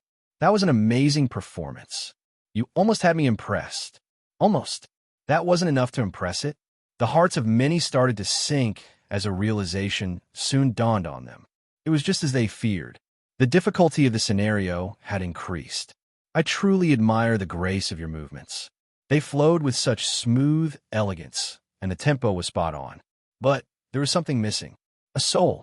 Yes, it was flawless, yet it felt empty. The host began to give criticism to the jester's performance as he stood in the middle of the hall without moving. He simply accepted the criticism without any words. And as the host finished his words, he turned towards a specific group. Now, talking about the group that impressed me the least. Panic flashed across the faces of the pair under scrutiny. They opened their mouths, as if to speak, but the host cut them off before a single word could escape. Everything about your performance was appalling and unimpressive. I'm afraid that this is it for you. He waved his hand once.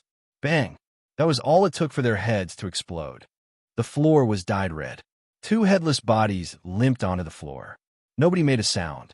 All eyes fell on the bodies and then towards the host. Have someone clean this mess up. We'll resume with the ball shortly after. Two headless people emerged from the entrance of the room and moved towards the corpses on the floor, dragging them away while leaving a long trail of red along the path. I could only swallow silently while staring at the scene. At the same time, I looked back towards the host who grabbed himself another drink. What is he going to make us do now? I don't think I can dance again. I couldn't summon the Night Walker anymore. It had died. This was already giving me a headache. I knew exactly what would happen if I summoned it again. So I couldn't. I just couldn't.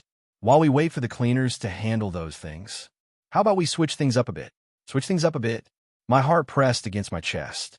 What was this damn host going to do now? I've noticed something interesting. Despite everyone wearing masks, some of you clearly know each other. Your movements? Polished, yes, but they're missing that spark of spontaneity, that flash of raw inspiration I'm after. So for the next round, let's shake things up. It's time for a switch. Find yourselves a new partner. What? What did he say? Oh my God. Why are things changing again? Several whispers managed to reach my mind as the room stirred. Those from the guild started to panic, seemingly taken by surprise by the sudden development. I could imagine why. They are probably throwing away a lot of the preparations they had made in advance before. All right. As if suddenly recalling something, the host looked around. His gaze swept everyone until it settled over a certain individual wearing a simple gold mask. I almost forgot. He shook his head while covering his face. We have one extra person. At this rate, one will be left out again. That can't happen again. It dawned on everyone pretty quickly what the host's intentions were. This was especially so for the one wearing the golden mask. Wait. But, goodbye. He could do nothing about it. Bang! His head exploded, and his body fell limply onto the floor shortly after. Thump! Blood began to seep onto the floor once again. I felt breathless at the sight. My stomach churned more than ever before, and my body tensed. Shortly after, several cleaners came into the room and began cleaning the floor, dragging the body away. We're even now. Everyone will now have their own partner. Isn't that great? The host looked all too pleased with himself as he raised his glass in the air. He then settled his gaze on another person, wearing a long and elegant red dress. She had her face covered by a red mask that matched her dress. Her entire body froze up when she felt the host's gaze. No, I don't. The girl in the red dress shook her head rapidly, tried her best to reject whatever she was about to be asked to do. Her half-exposed face was pale, and the trembling of her body didn't betray the fear that she was currently experiencing. Yes, it has to be you. Her judgment made sense, but it didn't really matter. You'll be the one to play the piano. I hope you can play an amazing piece for all of us to dance to. The girl's face turned even paler. I looked around. I could tell from her expression, alongside that of a few others, that this entire scenario was deviating from the norm. She probably knows how to play the piano, but after everything that I've witnessed, it's clear that she's afraid of making any mistakes. The entire scenario had changed in a way that just the subtlest of mistakes meant death. Her head just wasn't in it. Are you not willing to do it? The host's voice lowered, and the atmosphere changed. It suddenly felt incredibly tense. All eyes turned to the girl in red as she scanned the room in a fluster, her gaze finally locking onto someone in a striking golden mask, its edges flaring out in sharp, dramatic spikes. Their eyes locked until he looked away. Her face paled further. All right, then. If you're not going to play, then I'll play. I'll play.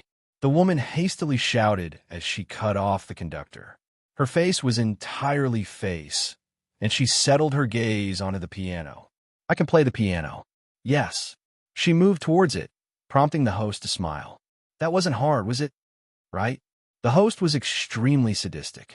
It looked like he had already ranked everyone's performances in his mind. He was slowly picking on the ones that had performed the worst, looking for excuses to kill them. Of the 30 that had originally arrived, 27 were still. Bang! From the corner of my eye, I caught a glimpse of a certain red dress. Did I say you could touch the piano? Can't you see that we have a mess to clean before we can start dancing again? I pull my gaze away. My guess wasn't wrong. The host. He was just trying to find excuses to eliminate everyone in the room. And if my guess wasn't wrong, oops, it looks like we're one person too many. I guess one has to go. No. Bang. Another head exploded. The all too familiar red stain on the floor. Oh my. At this rate, we might never get to dance. If people just followed the rules. The hall fell silent again. Everyone was tense, and as I looked around, my gaze couldn't help but fall on Zoe, seeing how she hasn't moved yet. I take it she isn't strong enough to take on a monster? That would make sense if the scenario had suddenly risen in levels. Then, did that mean that we had no other choice but to clear the scenario? But how is that possible? I had already done the best that I could. I didn't see how I could do better than what I had just done. You will be the next one to play the piano. The host soon selected a new victim. When I turned my head, I was surprised to see that it was the man with the golden mask. I could tell with just one glance that he was different from the rest as he calmly walked towards the grand piano and took his seat, his crisp white suit a stark, elegant contrast against the piano's polished black surface. The room was also cleaned shortly after, as the host nodded. It looks like we're ready to dance again. How wonderful. You have 1 minute before we begin. Quickly find a new partner. There will be no surprises this time, right? The host silently looked at me, and my stomach churned. The room scrambled soon after as everyone moved to look for a new partner. I felt a pit in my stomach as I looked around. Who would partner up with me? I turned my head and stopped. A pair of emerald eyes met mine, steady and focused, as though I were truly the one she was looking at. Then, she stepped toward me and extended her hand. Dance with me. Her outstretched hand reached for mine. She was close, getting closer. She hasn't noticed anything, right? No, that's not possible. How could she notice a single thing? Her hand grasped mine. We both lifted them at the same time. And then, dong, the music began. It was an elegant and cheerful piece. From the moment the note played, it was as if the entire room lit up. The tune effortlessly flowed into my ears, and my steps began to move on their own. I wasn't the only one like this. I looked around to see everyone moving at the same pace. I slowly turned my gaze towards the man in the golden mask. Was this his doing? Oh, what a wonderful piece. Amazing. The host started praising the man in the golden mask. That served as enough evidence for me to tell that he was the one responsible for my sudden movements. I heard someone click their tongue. Turning my head, I saw Zoe staring in the direction of the man with the golden mask. Lucky bastard. Rather than scared or nervous about the situation, she was angry. If I had been the one called, I would have been able to do the same. Ah, that was when it all hit me. They're all lunatics. Of course, they're going to act like this. I should have seen it coming from miles away. Who are you? But then, the inevitable question came. Zoe's emerald eyes were locked with mine. You very clearly don't belong with us. I can tell you're not some anomalous entity, and yet you were somehow able to summon one. What is your purpose? Her grip over my hands tightened. It hurts. Are you not going to answer? Zoe took a step forward, and I followed along. We were both puppets now, bound by the music. It told us what we needed to do. All we had to do was follow along. Are you the one responsible for the sudden increase in difficulty of the gate? Her questions kept coming, questions that I myself couldn't answer. Just let this end quickly. Increase the tempo. I slowly turned to see the host staring in the direction of the pianist. Your music is wonderful, but the dancing is getting stale. Increase the tempo. Da-dang. And increase he did. The shift was felt by practically everyone. My legs moved faster, and my heartbeat sped up. Shit. From the sudden rise in intensity, I realized that my breathing was slowly starting to intensify. This was starting to feel like a workout. I thought about my stamina and felt like throwing up on the spot. If this continued, then... No, don't think about it. I put those thoughts aside and tried my best to keep up with the dance. But it was starting to get very hard. Swoosh. Zoe pulled me down, and I just followed along, our masks just barely brushing. My skin crawled when I saw her emerald eyes peering right into me. That look of hers. How many times had I seen it before? She was analyzing me. Your eyes, they feel familiar. My heart skipped as we rose again. Swoosh. I raised our hands. She spun beneath, then returned. I wrapped an arm around her waist. We were even closer now. So were her eyes. Yes, they certainly feel familiar. Do I know you? I blinked slowly. She was as sharp as her character was designed to be. Your palms are sweating. Nervous? No, I'm just tired. Am I onto something? Her face came closer, her mouth whispering to me. I could feel her lips slowly pulling up. Keeping a pretty lady waiting? This is bad. It was as if she was able to deduce things the more she looked at me. This sort of broken ability, it really had to belong to her, didn't it? I had been swept into an unexpected catastrophe. No, I can't lose my composure here. I had to remain firm. I'd be done for if I let the panic take over. I had to remain calm and show nothing. She was only going on a hunch. If I play my cards right, then I'd be able to get her off my back. How exactly can I turn this situation around? I had to think. And that was when it happened. Hic! A soft, subtle crying echoed through the ballroom. Every guild member's head turned upward in perfect unison. Zoe included. Hic! Hic! It sounded like a little girl. The voice was faint, but crawled into my ears, burrowing deep. A chill ran down my spine. I tried to ignore it. Bang! The ballroom door slammed shut. The floor trembled. Windows rattled. Everything in the room started to shake, and the temperature of the room seemed to suddenly drop. Cold. Like I said, don't mind the crying. Just focus on your dance. The host and the NPCs appeared wholly unperturbed by the situation as they continued to dance. But me? I could barely focus. Bang! Bang! The doors opened, slammed, and trembled again. My balance faltered. My breath grew shorter. Get a grip. I bit down on my tongue to ground myself.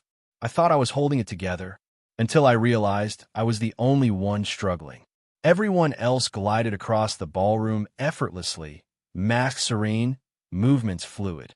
Zoe, too, as she kept her eyes closed, her mind focused on the task at hand. That's when the sinking feeling hit me. I'm going to fail this, aren't I? I looked around to see that I was the only one making mistakes. They were small, but they were piling up. No, I can't fail. Not like this. I increased my focus, following the music that I could barely hear through the trembling of the room. Bang! The door slammed once more, this time harder than before. I silently clenched my teeth. Damn it, make it stop. Hic! Hic! But the crying persisted. It came from all directions, but at the same time, it felt like it was coming from my head directly. I felt shivers knowing this, but I had to focus on the dance. And that was what I did. Thankfully, the crying soon stopped. It merely lasted a couple of minutes. But it was also at that moment that the music in the air had come to an end. Dang! And soon enough, the final note rang out. The music stopped, and everyone managed to pull themselves away from their partner. Me included. Applause filled the air. The host clapped, his face beaming as he turned toward the man in the golden mask. Wonderful. That was an absolutely stunning performance. Extremely amazing. I have no words to say. No, well. He paused, and the entire room held its breath. Then slowly, though you tried your best to mask your mistakes, I did notice a few. Such a pity. It could have been a perfect piece. I noticed a visible shift in the man in the golden mask's features. He clearly didn't seem to have expected this sort of feedback. Judging from the expression he wore when the piece ended, he appeared to be confident in what he had shown. But even that wasn't good enough. But if that wasn't enough, what was? Tensions rose. I lowered my head to keep my presence as low as possible. My thoughts were elsewhere. Could the host not have noticed my mistakes? They were really small, so it shouldn't be a problem. I desperately recalled the dance and frantically thought back to any possible mistake that I could have made during the dance. There were quite a few, but they were very small. Surely he wouldn't notice. Yes, he might not notice. I slowly raised my head back up. But if you had to rate your performance, how would you rate it? The host was already in front of me. When did? I'll decide based on your words. How about it? His lips pulled into a creepy smile. The host's smile spread so wide that it reached the end of his cheeks. It was creepy. So creepy that for a moment, my mind blanked. But that only persisted for a couple of seconds until the host's voice echoed again. This time, his face was a lot closer to mine. I could almost feel its breath run down my face. So, what do you say? How would you rate your performance? You have yet to answer my question. I'll make my decision in accordance with your answer. I wanted to open my mouth, but I stopped myself. I couldn't carelessly answer the question. No, it was more like I had to think fast and find a way to convince the host not to kill me. I could see it in his eyes. It was the same look he gave to the people he killed just moments prior. I was now on his radar. One wrong move, and my head was going to explode. The only difference was that he was granting me a chance to say some final words. Was it because of my first performance that he granted this opportunity? I wasn't sure, but I had to think quickly. Think. If you don't answer me in the next few seconds, I'll take that as a sign you're unsatisfied with your performance. In that case, there's no reason for you to be here any longer. The host moved away, raising his hand at the same time. I knew the movement. It was the same movement he did before suddenly exploding the head of one of the people present. Oh no! My heart pressed to my throat as my thoughts started to spiral. I had to think quickly. It was nice. My performance was adequate. Eventually, the words slipped from my mouth. The surroundings turned silent as all eyes fell on me. The host cocked his head. Adequate? You think your performance was adequate? His voice sent chills down my spine as his eyes focused intently on me. I clenched my teeth while slowly nodding my head. Yes. Is that so? The host's smile turned even creepier, pulling all the way towards the edges of his brows. My stomach churned at the sight. This was creepy. Beyond creepy. However, that didn't matter right now. I was a few seconds away from dying. I needed to remain focused. I had to forget all about the fear and creepiness of the situation. You thought it was adequate, but I think differently. In one moment, the host was in front of me, and in the next moment, he was right behind me as his voice gently whispered into my ear, his warm breath tickling my right ear. When did he? You were clearly playing along with the music, and yet, I also saw you stumble a couple of times. You were the only one to do this, and that was what I felt ruined the entire dance for me. You added a blemish to a piece with hardly any stain. Such an ugly thing. Do you think I wouldn't notice? The host began to grip my shoulder, his voice lowering as he continued to whisper in my ear. I asked you about what you thought about your performance to see if you'd be honest with me. You see, I highly value honesty. But alas, the host shook his head. You've disappointed me. The host brought his hand away from my shoulder and pulled away. He stopped right where he had been moments prior, right before the moment he appeared behind me. Looking at everyone present, he opened his mouth again. I could tell he was about to announce my death. But he had miscalculated. It's such. I played adequately. I was not done. The host turned his attention toward me again. This time, I could see his slowly twisting face as it seemed to be anything but pleased by my repeated cutoffs. The surroundings started to rattle, and my heart sank. However, I kept my thoughts firm as I spoke. I played adequately when taking into consideration the piece that was being played. What? The entire room froze, especially the golden masked man, the one who originally played the piece. I could see his face twisting under the mask. What are you talking of? He then began to speak, but stopped the moment the host's gaze fell on him. It's like I said, I played accordingly to the level of the piece that was playing. If you deem my performance to be subpar, then it's mainly due to the piece being subpar. The host's mouth opened, but no words came out. It seemed like my words had rendered him completely speechless. This was what I had been aiming for. I tried my best to do well within the mediocrity that played in the air. I looked at the host while saying this, or at least tried to, as my gaze unconsciously moved towards the golden-masked individual, his face slowly contorting. A subtle laugh escaped my lips as I looked at his face. It couldn't be helped. His face was really funny. But at the same time, I wasn't just laughing because his face was funny. I just wanted to waste time. The more confident I looked, the more convincing I became. And sure enough, the host no longer appeared angry. So you're saying that he was a problem? That he was trash? That's exactly what I'm saying. I subtly looked around. You saw yourself. He was commanding everyone's dance. There was no variation. It was like what you said to me. Soulless. Dancing should be a way to express emotions. What you saw was merely one man controlling several puppets. Where were the emotions in that? Where was the freedom of expression? Sometimes I couldn't help but praise myself for the amount of bullshit that I could spew out of my mouth. I was great. Really great. The best part of it all was how the host was eating up my bullshit. As if suddenly enlightened, he looked at me with sparkling eyes. Now that you mention it, you make a very good point. That indeed felt a lot like the case, didn't it? No, not at all. It was, in fact, almost perfect. I nodded along. Yes, I did feel like there was something missing.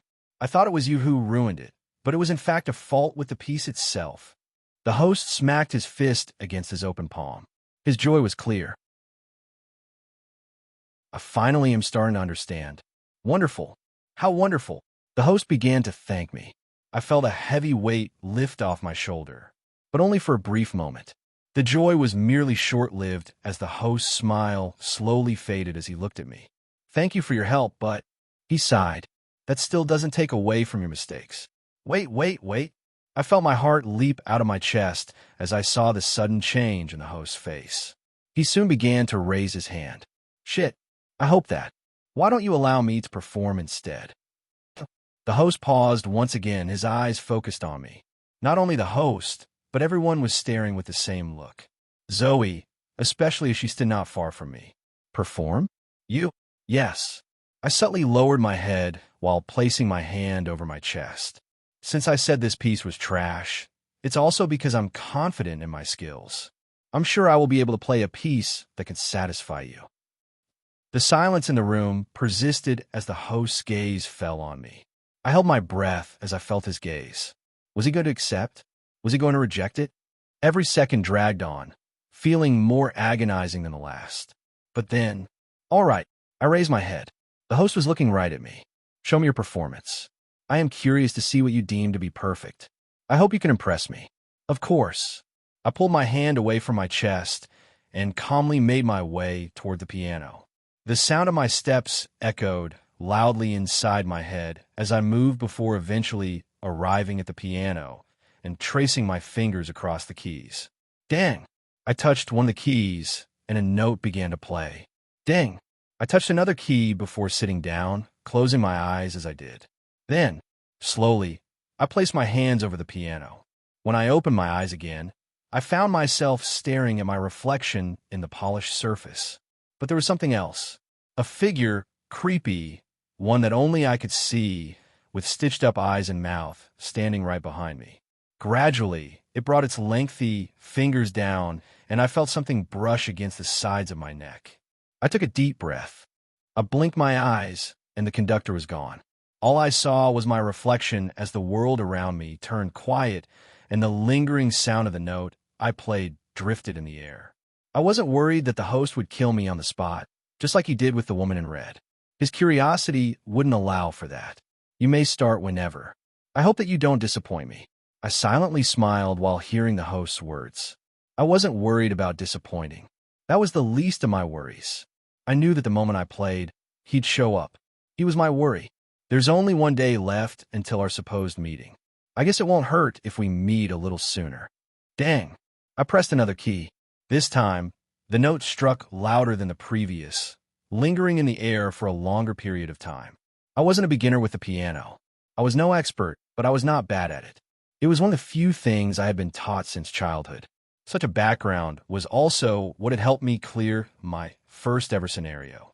How else would I have memorized a music sheet in my mind? It had saved my life then, and it was going to help me fight for it again. I breathed out slowly. Who would have thought those piano lessons I hated so much would come in handy in the future? Had I known better, I would have focused on them before. Then again, who would have expected a situation like this to occur? What are you waiting for? As the host, not far from me, started to grow restless, I knew that I couldn't delay any longer. I placed both hands on the piano, and soon I began to play. Dang, it was a piece I was quite familiar with. The same piece that had helped me survive in the past. Chopin's Prelude in E minor. The situation had unfolded in a way that none of the guild agents were able to understand what had happened. The minds of a few scrambled as they stared at the jester sitting on the piano. His identity was still unknown. The same was true for his intentions. He just suddenly showed up out of nowhere, changing the entire scenario alongside his presence. The hearts of the agents grew heavy at the sight of him. His back was straight as he stood before the piano. From his posture alone, one could see he was experienced. But would his piece really be able to impress the host? Dang! The first note began to play. Then came the second, and then the third.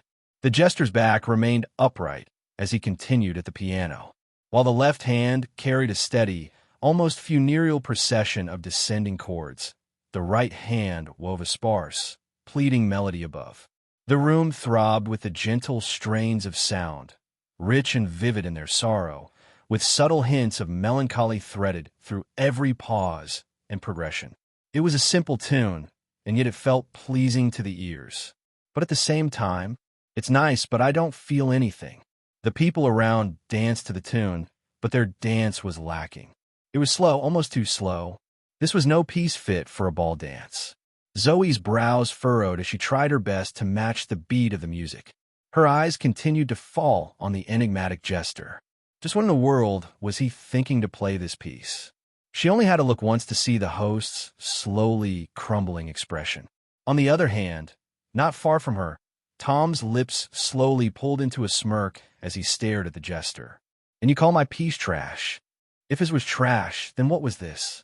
Tom had originally been worried that he might get implicated because of the jester's words, but it seemed like he had worried too much as he closed his eyes and led the dance, his steps slow and even to match the tempo of the song. Everything was slowly starting to turn for the quiet jester as he played his music. The hit he had originally promised never showed itself. Instead, all they heard was a slow and melancholic song that seemed unfitting for the dance. The host's body trembled. He looked angry, as if he had been played. Everyone stopped. They knew that things were about to turn for the worse. The world around me was quiet. I had zoned out all the noise and faces around me.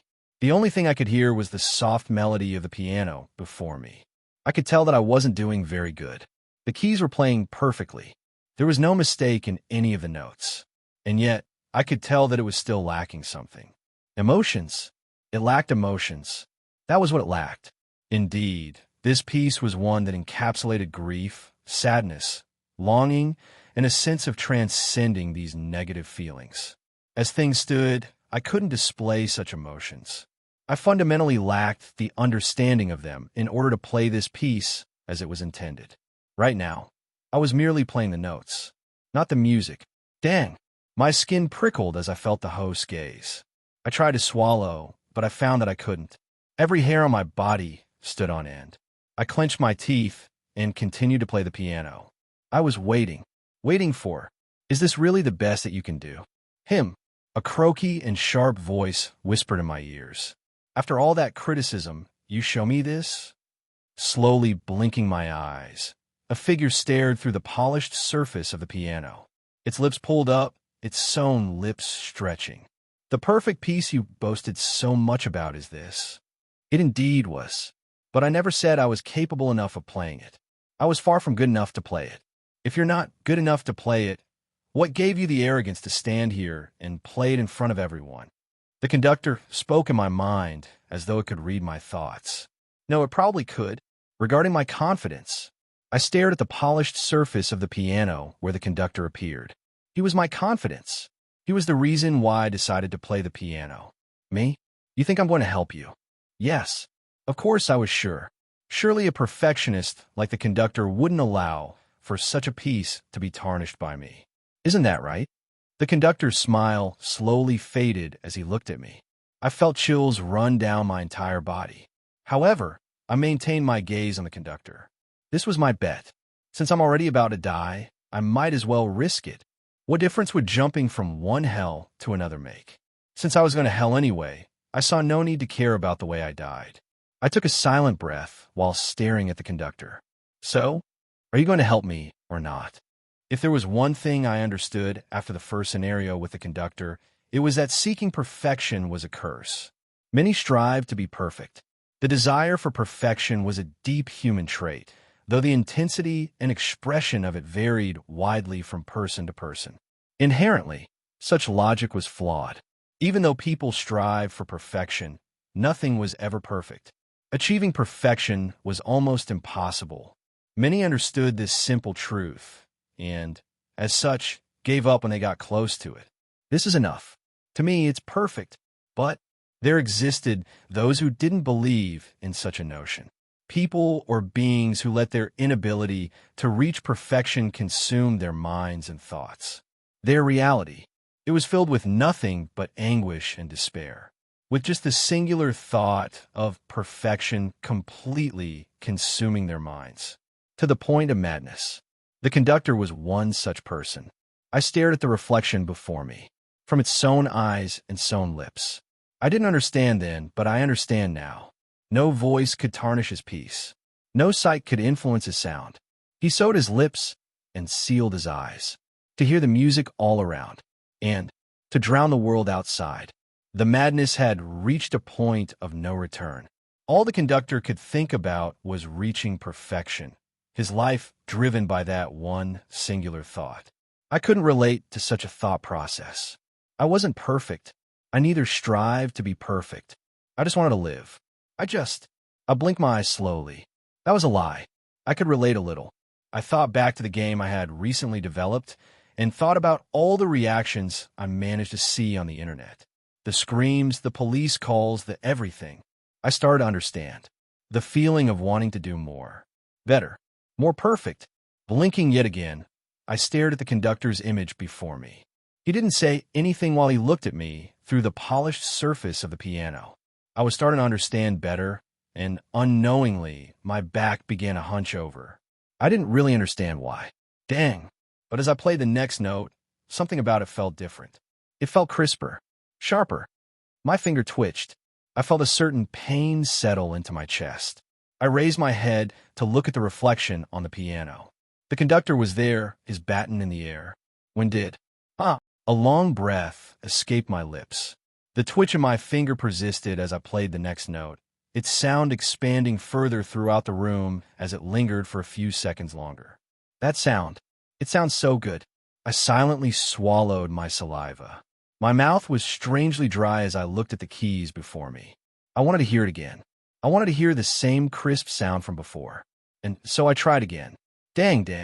My hands moved on their own.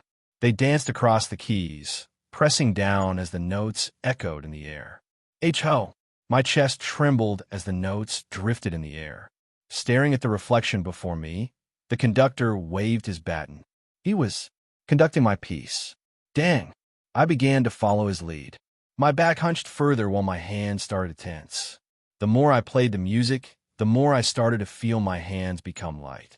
Each note of the melody unfolded with a fragility that made it seem as though the keys were made of thin glass, ready to shatter beneath the slightest pressure.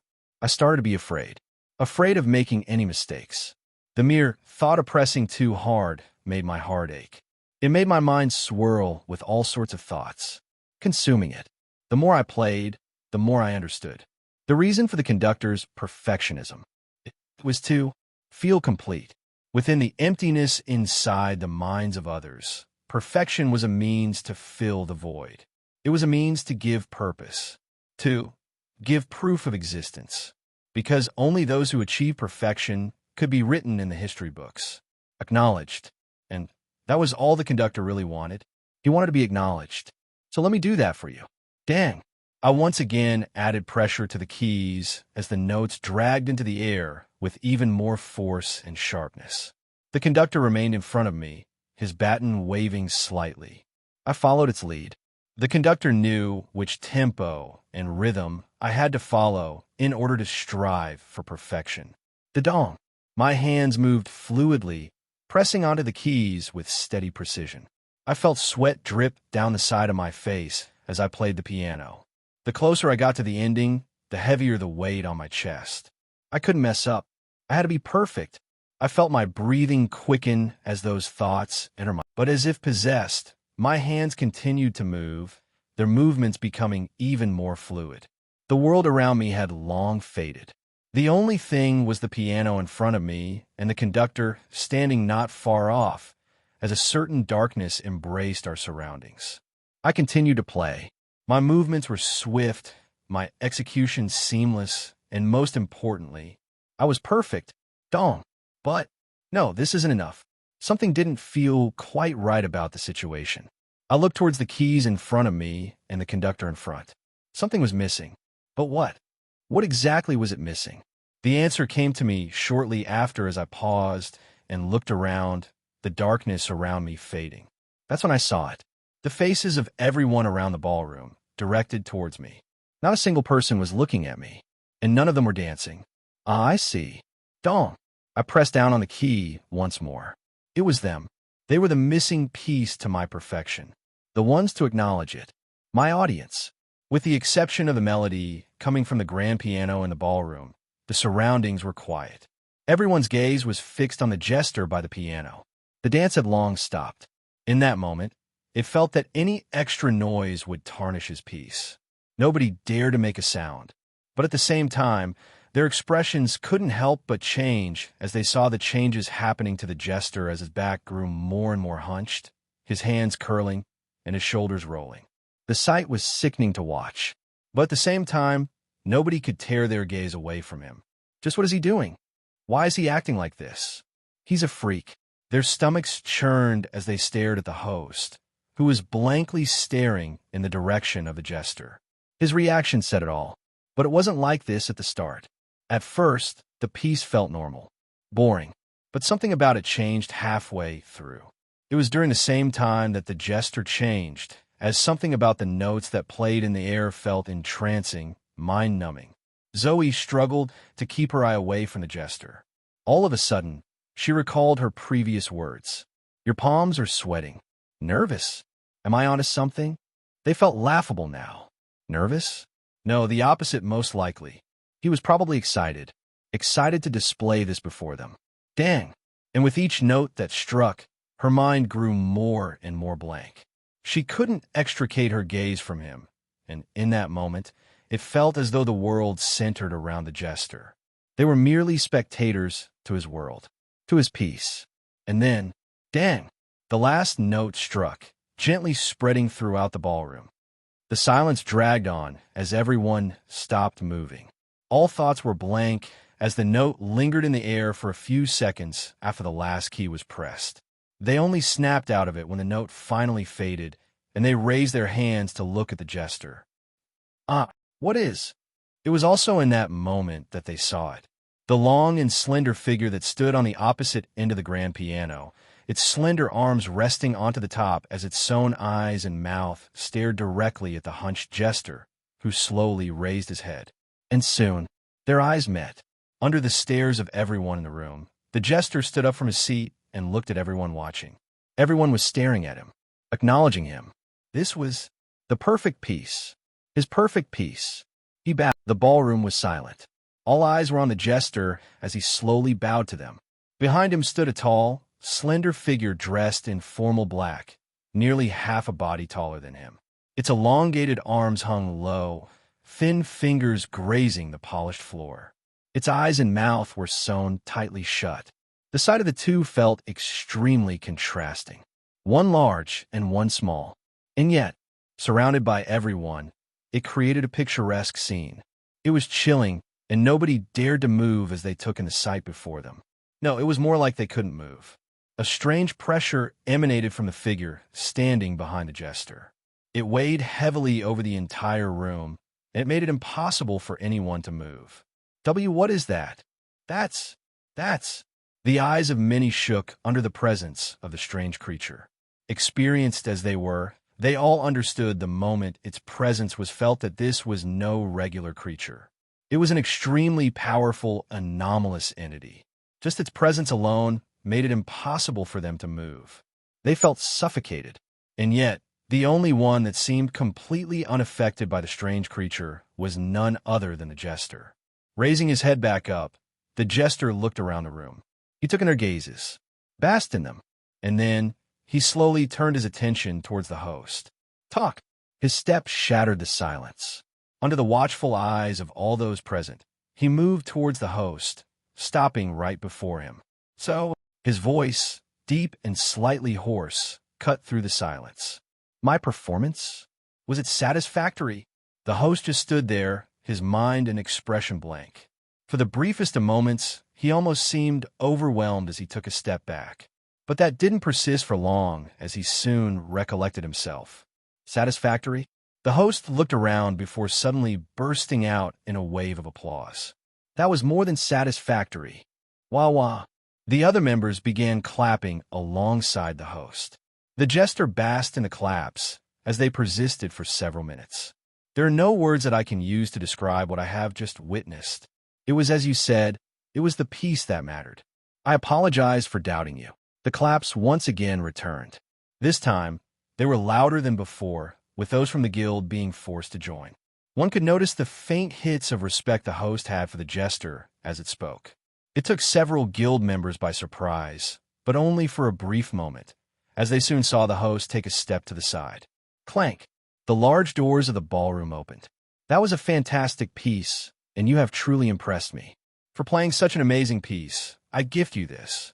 Extending his hand, the host passed on a small gray crystal towards the jester, who took it. Thank you. It's nothing compared to what you've given me. Thank you for coming to the party. What? All eyes fell on the crystal in the jester's hands. They were confused at first, but the situation soon dawned on them. The trial? It was cleared. What he had currently handed to the jester was none other than the scenario fragment, the thing they had all been working to gain. Similarly, understanding the situation, the jester nodded faintly. It was my pleasure, and with those words, he slowly made his way out of the room. Talk. The gentle echo of his steps echoed throughout as his back slowly faded into the darkness that lay on the other side of the door. Zoe stared at his retreating back with a frown. But then she realized something. That monster? Where did he go? Just moments prior, a giant monster had been standing behind the jester. How did it suddenly disappear from their view? Her mind drifted towards the monster until the host's voice echoed again. Why aren't you leaving? Do you wish to stay longer? It was only after its words echoed that everyone snapped out of their thoughts and hastily moved towards the door. At the same time, waiting for them near the doors were several butlers, holding onto metal trays where similar-looking crystals appeared. As they moved, they took the crystals and didn't look back. This scenario, it was one none of them would ever forget. Zoe thought so too as she closed her eyes and eventually followed the rest out of the room. Soon after she crossed the doors closed behind her. Clank! Her world went dark. Coming out of the ballroom, I had to take a few seconds in order to calm my churning stomach as I felt like I was on the verge of puking. I feel like I've lost half of my lifespan. My heart was still beating like crazy. But most importantly, I raised my head and looked around. I was back in the entrance hall. It was currently empty with no one around. And this was the issue. Where is the conductor? I had been so sure it was following behind me just a moment prior. And yet, the moment I came out of the ballroom, he was long gone. Why was that? I struggled to understand this as I looked around. He should have been with me. I was ready for what was to come. I understood the risks of my actions, and I was prepared to handle them. And yet, he was gone. Nowhere in sight. That didn't make me feel at ease. After all, I understood that he was still most likely coming tomorrow. And the thought, it made my heart churn. I really feel like puking again. I took a few deep breaths to steady my mind, then slowly turned my gaze toward the distant exit. There, I could see the garden as the well-trimmed bushes and flowers glinted under the bright sun. In the distance, I could see a swirling portal, and I'd be able to leave the moment I crossed that portal. The sight was incredibly inviting, and I thought about moving. But then, is this really it? I thought about the reason why I had been pulled into this scenario and who had brought me here. I also thought back to the crying from before. Right, the crying. I turned around to see the long flight of stairs that led to the second floor of the estate. If I could recall correctly, the crying came from there. My lips quivered as I looked in that direction. Then, looking back toward the exit, I felt them quiver again. A laugh escaped my lips. Not just a regular laugh, but one filled with despair as I looked toward the stairs. I have to go, don't I? I closed my eyes and let out a long breath. Then, taking out my phone and opening my eyes again, I scrolled through my playlist. Conductor, do your job. I'm ready. Finish me. In my misery. Why wait a day when you could do it now? Need a knife? I can get one that can grow. Who am I kidding? I'm too cowardly to die. Putting the phone back in my pocket where the fragment was, I decided to move up the stairs. Although I was really curious about the fragment for now, I had to finish this next part. I needed to get to the bottom of this entire scenario, and only by finding the little girl could I do that. After all, she could very well help me gain some clues on the strange cultists after me. With another sigh, I eventually moved up the stairs. I hope this is worth it. Creak. The stairs creaked under my feet as I slowly moved up the stairs that flanked the entrance hall. I held onto the wooden railing while taking a few breaths to calm myself down. I looked towards my right hand, where a black marking appeared. The Night Walker. It was back. However, I knew that I couldn't summon it like before. Thinking back on what had previously happened, I could only bitterly smile. It'll probably attack me if I summon it. I needed to think of a way to handle the situation with the Night Walker. It was a really useful helper. It had already helped me get out of multiple terrible situations. I couldn't do without it. Too bad I don't see anything in the shop that might help me. There were quite a few items I thought could help, but there was no guarantee they would work. They also didn't seem to be able to solve the crux of the problem. I needed to find a way to earn its loyalty back. But how could I do that? Or do I even have to do that at all? Perhaps the best way would be to go back to the new recruits trial and get another one? I don't know. Would it even be possible? And did my skill have some sort of limit? I needed to investigate the matter further before coming up with a decision. If I can really do it, I'll start farming Nightwalkers. Yeah, that could work. I imagine myself with an army of Nightwalkers. By then, I'd feel a lot safer. Creak. As the stairs cracked once more, I realized that I was now standing before the entrance of the second floor. It was pitch black, and I couldn't see anything beyond it. I felt nervous staring at the darkness. However, feeling movements coming from the main hall, I knew that I had to go on. The ones from the guild are starting to get out. But before I did that, I slowly removed the mask from my face and replaced it with a pair of sunglasses. The world around me chilled as I started to shiver. Cold. Holding onto my arms, I walked through the door. I see the portal has formed. We can get out. Let's get out of this place quickly. Report the situations to the guild. Reports the deaths, too. Damn it. Coming out of the ballroom, the first thing the guild member noticed was the gate that appeared right outside the mansion. This usually indicated that the scenario had been cleared and that they could leave. Many felt relieved upon seeing it. After all, this entire experience had been some sort of nightmare. Whatever wrong could have happened, had happened, and they had sustained multiple losses. These weren't just any small losses. All the people who died were valuable recruits that the guild spent a lot of resources on. But with deaths being so common in the containment sector, none of the guild recruits were too affected by the deaths. They had all seen partners come and go like clockwork. They were now numb to it. Right, the fragments. What fragments did we get?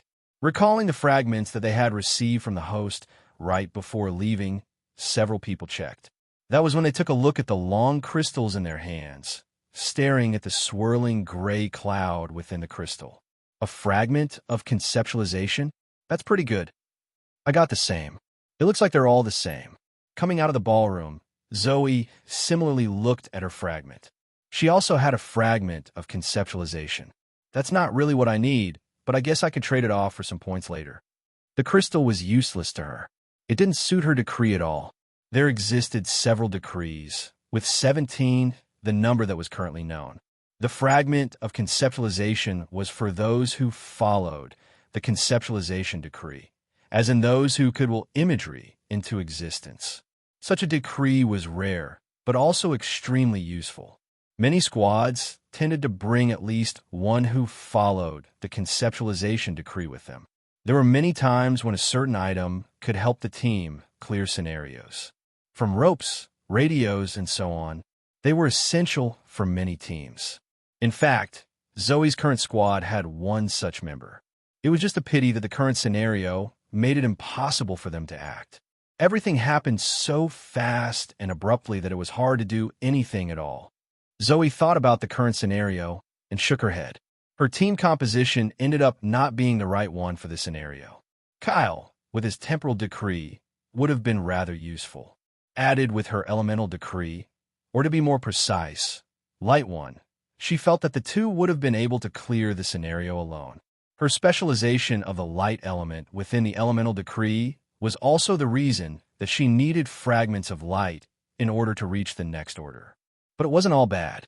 The fragments were still worth quite a bit, so she could just trade them for some light fragments. I'll have to check the purity of this fragment later. Maybe I can fetch something good. The greater the purity of the fragment, the more it was worth. The highest known purity was at around 80%, which fetched a lot of money. Purity didn't just mean greater and more efficient energy, but it also meant a more powerful node. Zoe made it her goal to keep the fragments she used in order to advance to at least greater than 60% purity. Anything lower than that wasn't worth it. Captain, what should we do? Pulling Zoe out of her thoughts was one of her squad members. She looked behind her to see them all looking at her. All right. Zoe turned her attention towards the portal in the distance. She pursed her lips and looked behind her towards the second floor of the building. Logically speaking, she was certain that there was a hidden scenario within the main scenario. It was probably related to the crying that they had heard during the main dance. The rewards for completing such a task would certainly be generous. However, taking into consideration how risky the main mission had been, she decided to hold off on exploring the hidden scenario. If she had Kyle with her, alongside her main squad, she wouldn't have hesitated to go. But the truth was that she wasn't with her squad. Right now, she was in charge of a lower-ranked squad.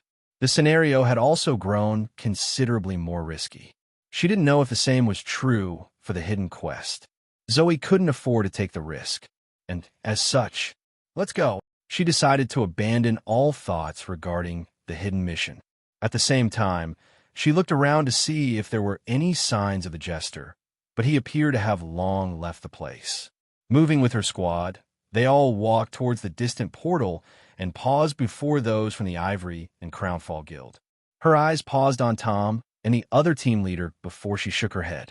Looking at them, it was clear that they were having thoughts about clearing the possible hidden scenario. Greedy bastards. That was all Zoe thought before entering the portal and fading. Soon enough, her squad followed. What should we do? Should we leave? No, not yet. Tom halted his team right in front of the portal while looking back at the mansion, his eyes narrowing beneath his mask. He could see those from Crownfall still lingering by the gate. They seemed to be having the same idea they were having. The hidden quest.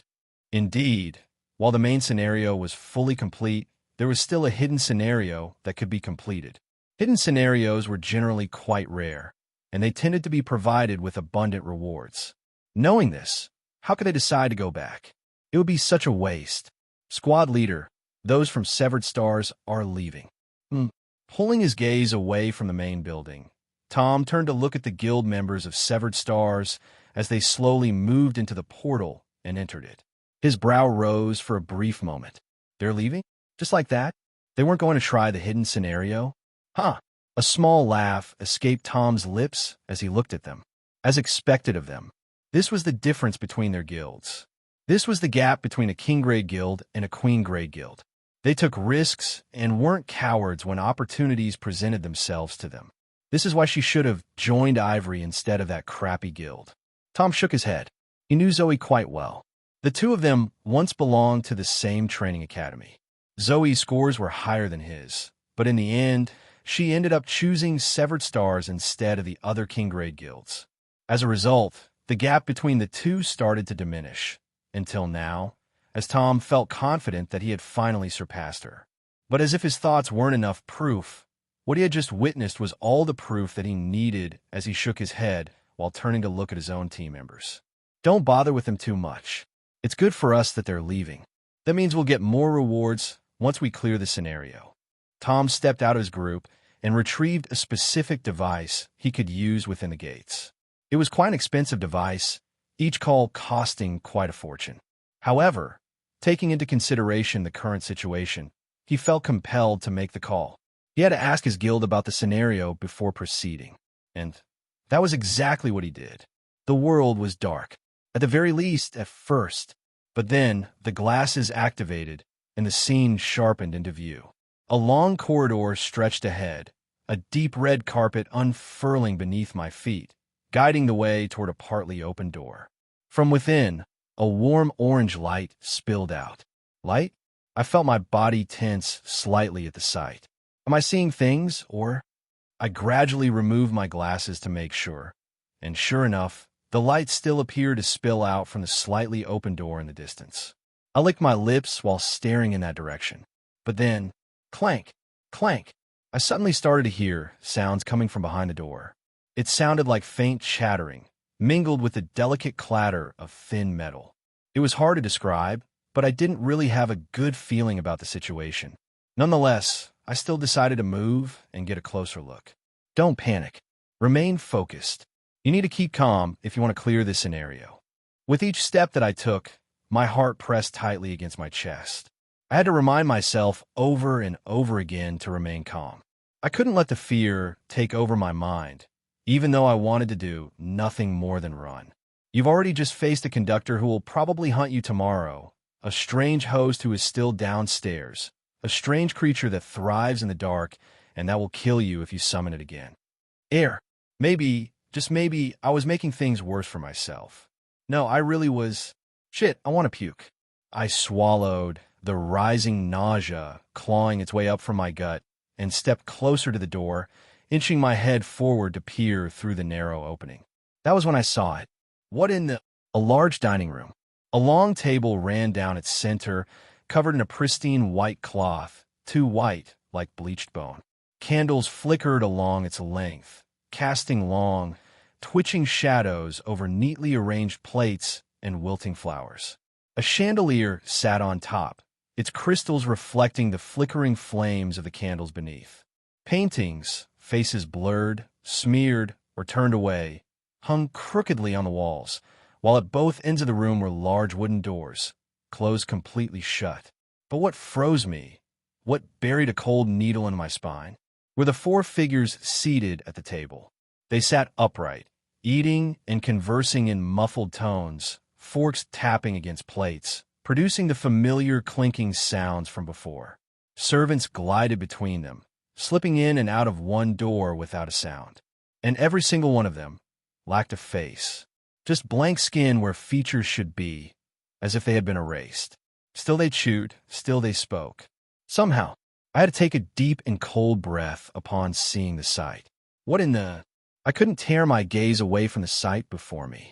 Not because I was scared, but because I recognized them. The painting.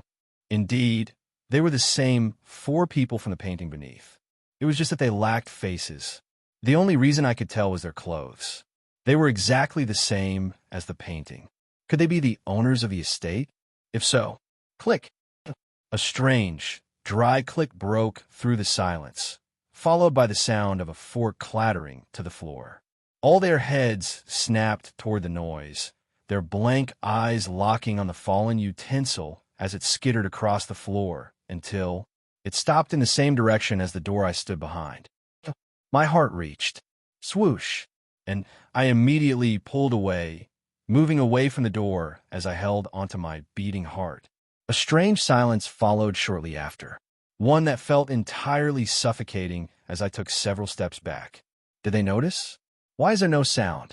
They saw me, and then, tack! The softest of footsteps echoed in the silence. It was far, but tack, tack! It was slowly moving towards the door. Sweat trickled down the side of my face as I continued to move back. Tack! Each step dragged on, moving closer and closer to the door. I didn't dare breathe. I couldn't breathe. I reached the end of the corridor, reaching for the door I came in from. But it was locked. Oh shit. I felt the pressure build, suffocating me, as the door at the far end of the corridor creaked open, its hinges groaning with every inch. Oh fuck. Shit. Shit. Oh pen, damn it. My eyes swam towards the shop in front of me as I prepared to buy a certain item, when, hick, hick, the sound of crying suddenly filled the space. The door stopped moving. What followed was a trembling, yet feeble voice. I'm hungry. I'm really hungry. Hick, hick. The quiet sound of the crying drifted into the air as I stared at the door, completely paralyzed. Through the narrow gap of the door, a faint shadow slipped in, stretching across the floor, growing longer as the figure pushed the door open. I stopped breathing. My eyes alternated between the shop interface and the door. But then, I'm hungry. The girl's voice continued, and the door stopped moving. I'm really hungry. Please. Her voice lingered in the air, drifting across from within the dining room and the place I was in. I didn't know exactly where, but I knew that I had to move. I couldn't stay here. And so, pressing my lips into a thin line as I stared at the door leading to the dining room, I slipped off my shoes to muffle my steps and began moving toward it in silence. I made sure to keep my steps as light as possible before stopping at the other end of the door. This should do. I held my breath while grasping my shirt. At the same time, I stared at the door next to me. If the door opens, it'll just cover me up. This should be better. Looking down, my eyes fell on the shadow that still stretched across the floor. I knew that the figure was just beside me, right on the other side of the door. Please. Hick, hick. The crying persisted, growing louder than before. I listened to her crying while keeping my eyes on the shadow. I was on high alert. My entire body was tense, whilst I tried to keep my breathing as shallow as possible. I couldn't let it feel my presence. Thankfully, the crying grew louder with each passing second. I'm hungry. It was loud, and the silhouette behind the door soon turned away from the door, the shadow growing smaller as it started to move away. The sight made me feel more at ease. However, I was still on high alert as I waited a couple of seconds before taking out my phone and slowly inching it toward the gap of the door for below. I moved it slowly and carefully, just enough to allow the camera to peek through. Yes, this should still be hidden enough. It should, but the moment I saw the screen, the air caught in my throat. All faces were directed towards the door, staring straight at the narrow gap, seemingly waiting. I felt chills run down every part of my body as I tried my best to keep my breathing even. Were they waiting for me? I swallowed nervously before pulling the phone away and trying my best to keep my hand from trembling. Had I peeked directly with my head, I would have most likely have been seen. The thought made me shudder. Still, thinking about them and hearing the crying that was still lingering in the air, I started to wonder why nobody was doing anything about it. The servants were still roaming without care, while the family just stared at the door. This is problematic. If my guess was correct, I had to get to where the crying was coming from. However, in order to do that, I needed to enter the room and move past the servants. But how exactly could I even do that? This mission felt impossible. No, it's not impossible. There must be a way. I started to rack my brain over the matter. Room full of servants. For people are eating at the dining table. Crying child. Biting my lips and thinking about the situation, my mind eventually settled on a specific item that I had found on the shop. It was one of the items that I had previously seen and one that seemed to be fitting for the current situation. Shop. Mr. Hugs. A dirty teddy bear that reduces aggression in a 5-meter radius. However, extended exposure causes severe dependency and emotional instability when separated. Price, 2,178 SP. Shop. I felt hesitant while staring at the shop item. There were many doubts in my mind as I stared at it. Reduce aggression. For how long would it work? This was a first-order item, and the monsters inside were probably a lot stronger than that. For how long would it be able to keep them from being aggressive? Would it even work on them? There were so many doubts in my mind as I stared at the teddy bear image next to the item's description. With 10,450 SP available, I could easily afford it. The issue was whether it would work or not. If it didn't work, then what would I do? Do I even have any other option? No. It might even come in handy later. I have to buy it. I looked through the other items available for me to see, and there was another item that caught my interest. Shop. Quick Stitch Outfit. A magical set of clothing that can instantly transform into any outfit the wearer imagines. While it provides perfect style and comfort, overuse can lead to a loss of personal identity as the wearer begins to forget their original appearance. Price, 3,450 SP. Shop. It was an item I had previously dismissed as useless, but thinking about my current situation, this very item could turn things around for me. This, added with the teddy bear, and I might just be able to pose myself as one of the servants. The problem was that this was a big might. Whether I could fool them or not was something that I wasn't entirely sure of. The knife was the next closest useful thing for this scenario, but I doubted I'd be able to do much to the servants. If my guesses weren't wrong, they were much stronger than me. The current situation made it impossible for me to fight them. So then, I guess this is my only option. I didn't hesitate any longer and purchased the two items in question. Poof! A teddy bear and a plain white shirt fell from above as I reached out to grab them. The balance also went from 10,450 to 4822. I could feel the pinch, but I tried my best to ignore it as I stared at the two items in my hand. Eventually, I put on the shirt while holding onto the teddy bear. How does this work? Moments after putting on the shirt, I pulled at it to see if there were any changes, but it was still a plain white shirt. That was when I looked at the description again and smacked my face. Right. I closed my eyes and imagined the clothes the servants were wearing. A black blazer with a crisp white shirt that was neatly tucked within their creaseless black pants.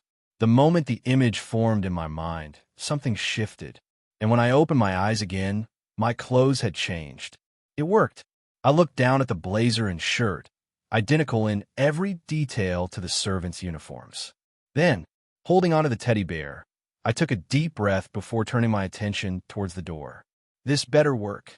Slowly extending my hand, I pressed it against the knob before pulling. Kriya, light spilled into the corridor, and I stepped into the dining hall. Kriya walk.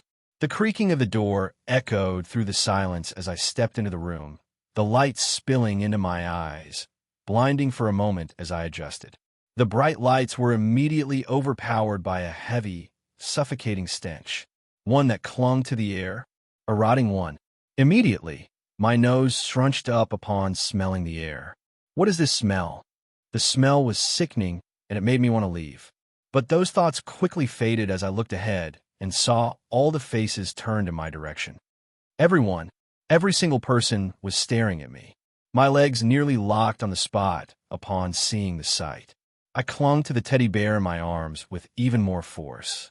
5 meters, 5 meters. I measured the distance between me and the table. It was a little over 5 meters. I swallowed nervously as I kept my head down, taking a steady step forward while holding onto the teddy bear. My only goal was to get close enough for the bear to have an effect. This was the plan, however. Tack, tack. Each step that I took felt defeating as the hair on my entire body rose on end. I could feel them, the stares from everyone within the room.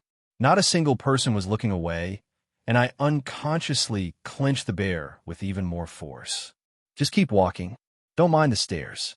So long as I get near enough. Tack! The sound of my steps grew more pronounced the longer I kept walking. It felt like hours, but I had barely taken a handful of steps. Time seemed to stretch, the room closing in with every breath I took. The atmosphere felt incredibly tense, and each breath felt suffocating. Then, at last I stopped. Right before me, I caught a glimpse of the cloth that covered the white table. I had arrived. Slowly, I raised my head, for blank faces stared in my direction. Their empty faces peered right into me as I held onto the teddy bear and stared at them. Please work. Please work. Biting my lips, I eventually forced a smile. Was everything to your liking? Silence. My words were met with silence as the four faces continued to stare at me. A slow, suffocating dread began to seep into my bones, digging into my flesh and body as I tried my best to remain composed. Until eventually, it was quite good. Yes, it wasn't bad. What do the kids think? Good. Delicious. An immediate sense of relief washed over me the moment I heard their voices, and my grip on the teddy loosened slightly. I see. That's good to hear. I continued to smile while staring at the current plates on the table, most likely their second entree, covered by metal lids. I extended my hand. Should I open up the plates for you? Yes, just give me a couple of seconds. The family head grabbed a napkin and dabbed it onto his face, almost as if he were trying to clean his mouth. But it was just that. He had no face. The entire scene felt weird. In some way, it almost felt comical. Swallowing, I gradually turned to look at the servants standing not far from where we were. Standing with their backs straight, they stared in my direction, their figures not moving an inch from where they were. Good. This seems to be working. I felt a lot better knowing that the bear was working. But of course, I didn't relax. I remained vigilant and turned my attention towards the plates as the family head finally extended his hand. You may. Yes. I smiled before reaching for the metal lids. Ugh, the smell. The moment I opened the lid, the pungent smell from before became even more pronounced as my entire nose scrunched up, forcing me to breathe from my nose. On the other hand, the four family members looked utterly delighted by the smell as they commented things like, "Smells great, that's wonderful." I felt like puking. However, that feeling only became more pronounced the moment I took a look at the source of the smell, and my stomach rumbled intensely, my cheeks inflating as I truly felt something rise up from deep within my stomach. I had to cover my mouth in order to prevent myself from puking. Shit. Clenching my teeth, I pulled my eyes away from the plates as I tried my best to forget what I had witnessed. And yet, regardless of how hard I tried, I couldn't forget. I couldn't forget the skinned face of the family head, resting on the plate as though it were some sort of gourmet dish. The reason I could recognize the face was because it was exactly the same as the painting beneath. What sort of sick situation is this? I wanted to do nothing more than run away from this place. However, knowing that I really had no other choice, I could only force myself to open up the 3 other plates as I struggled to keep myself from puking. It was only when I opened up all the plates that I bowed and tried my best to excuse myself. I hope that you enjoy your meal. Ah, yes. You may go, thank you. Making sure that I had the direct approval of the family head, I grabbed the teddy bear and began walking towards the door where I could hear the crying coming from. Hey, kick! The closer I came to the door, the louder and more pronounced the crying became. I'm hungry. I want to eat. Please. For some reason, my chest ached upon hearing the words coming from the little girl. The situation was quite clear to me. That little girl, she was being mistreated. While it had already been quite obvious by what I had previously seen, I didn't know it was to the extent of starving her as well. I could only force my feelings down and move closer to the door. Hick! Hick! The crying grew louder the closer I got, and just as I reached for the door, a certain voice echoed in the air. All right. My body froze. It was the family head. What does he? I slowly turned my head in his direction. Then, my entire body came to a sudden stop as I saw everyone staring at me. I swallowed nervously. Can I help you? Oh, yes. The family head lightly said, placing his utensils down. You can first help me by telling me why you're going in that direction. The kitchen is on the opposite side. HM, I don't think I've ever seen you before. In fact, who are you? The atmosphere suddenly changed at the question as I felt the temperature around me significantly drop. Shit. In that moment, I knew that the effects of the bear had run off, and my entire body tensed. But quickly, I moved as I saw the servants rush in my direction. Oh fuck! Without a second's hesitation, I spun around, flinging the door open with a violent yank. I entered through the opening, and I slammed it shut behind me, the sound of the door's final thud echoing out loud. Clank! Hastily looking around, I pressed the lock button on the door before pulling away. A faint click reached my ears, followed by the soft tremor of the door. Then, bang, bang, came the thundering thud of fists pounding against it, the sound reverberating through its wooden frame. Taking a step back, I spun my head and stared in the direction from which the crying was coming. Thank God I previously looked through all the rooms. Having investigated the place in advance, I knew exactly where I needed to go. It had to be that room. Of everything that I'd seen during my first sneak peek of the place, that was the only room that I found to have been locked. Not only that, but the more I moved, the more convinced of my judgment I was. That was because I could hear the crying draw closer and closer as I followed the familiar path that led to the room. Hick! There were 7 bedrooms on the second floor.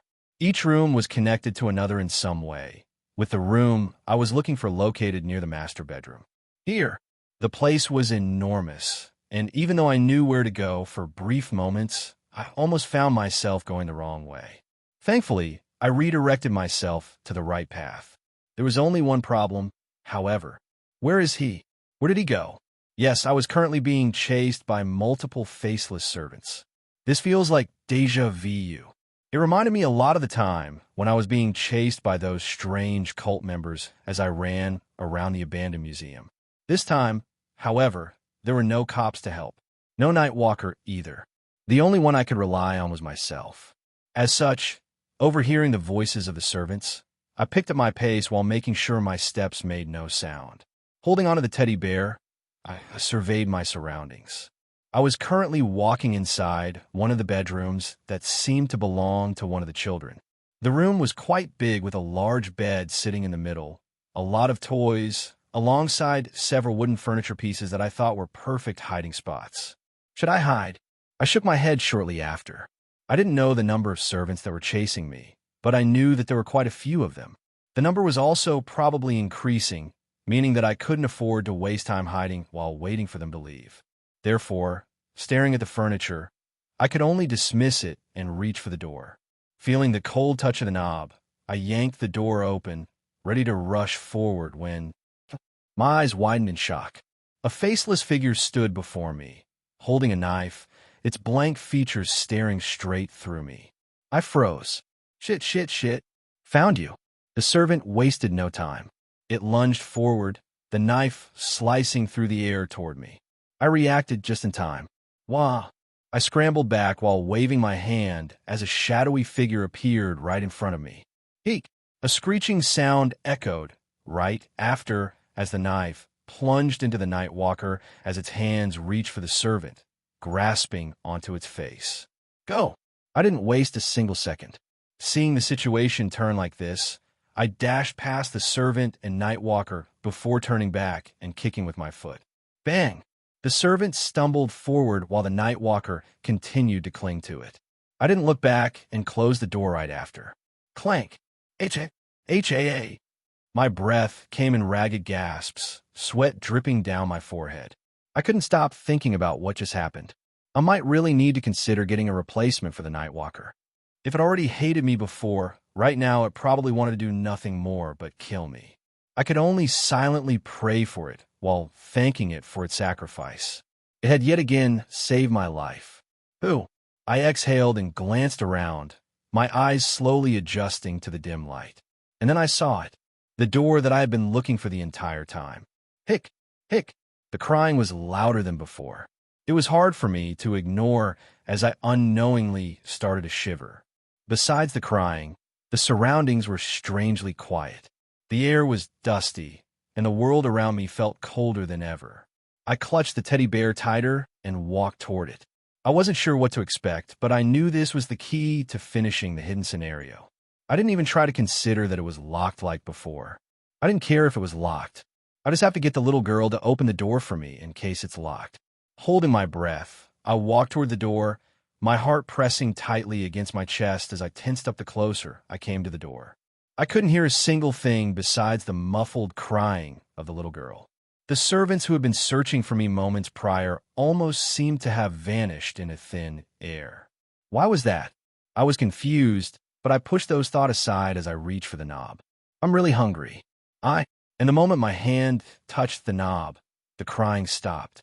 Now it was really quiet. It was as if the world around me had suddenly frozen. My hand paused.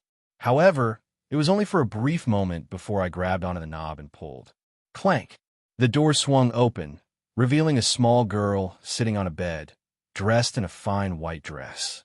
Both hands were clutching her head as she started trembling. Hick! Hick! Don't hurt me. Please don't hurt me. Her whimpers were the only sound now, growing louder as she slowly raised her head to meet my gaze. The rope marks on her neck were still visible. Her eyes were black as the night sky itself. And the moment her gaze fell on me, I found myself freezing on the spot. I'm hungry. Do you have food? She no longer seemed to be whimpering as she looked at me. In fact, her face was cold, so cold that it made me unable to move. Food. I opened my mouth, but I couldn't say yes to her. I didn't have any food. No food. Her voice grew colder, and I felt my heart starting to sink. I could see things were starting to turn for the worse. Rattle, rattle. The room trembled. The ground shook. The curtains swayed violently, and the cabinet rattled. Her eyes grew darker until the blackness swallowed them whole. Oh shit! I shuddered, feeling every muscle in my body tense. But I wasn't completely helpless. I didn't just purchase the teddy bear to help me sneak past the servants.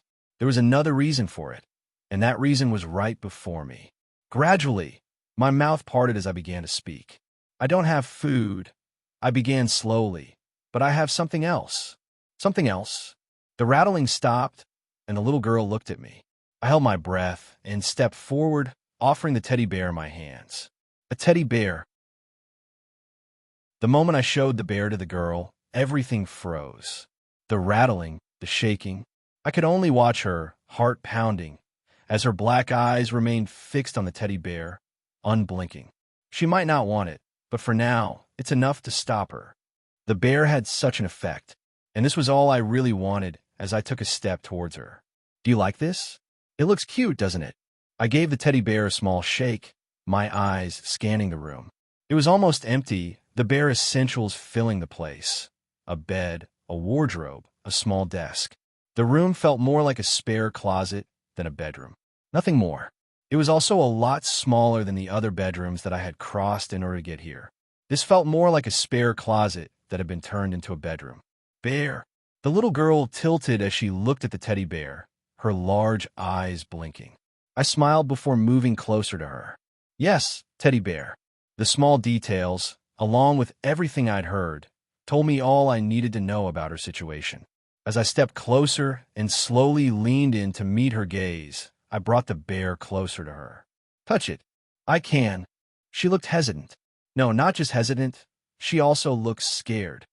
I pressed my lips together while bringing it closer to her. Don't worry. I won't hurt you. Not that I could. The bear will also not hurt you. Really? The girl reached for the bear with her little hand. And then, her hand finally came in contact with the bear as her little eyes started to widen. Soft, right? I brought the teddy closer to her. You can have him if you want. I felt a slight pang in my heart while giving the bear to her. This wasn't exactly cheap, but thinking about the points I'd soon receive from the game sales, I felt much more at ease. Furthermore, I needed to do this in order to preserve my life, so the girl hesitated for a moment. But then, after seeing that I really wanted to give it to her, she reached for the bear and tried to pull it into her grasp. At the same time, her black eyes became clearer. Keyword. Tried to. The moment her fingers touched the bear, it wouldn't budge. It stayed firm in my grip. I looked at the bear, stunned, and then her. No, wait. The darkness in the girl's eyes resurfaced as she looked at me, and a suffocating weight clutched at my chest. You lie. For a second, I couldn't breathe.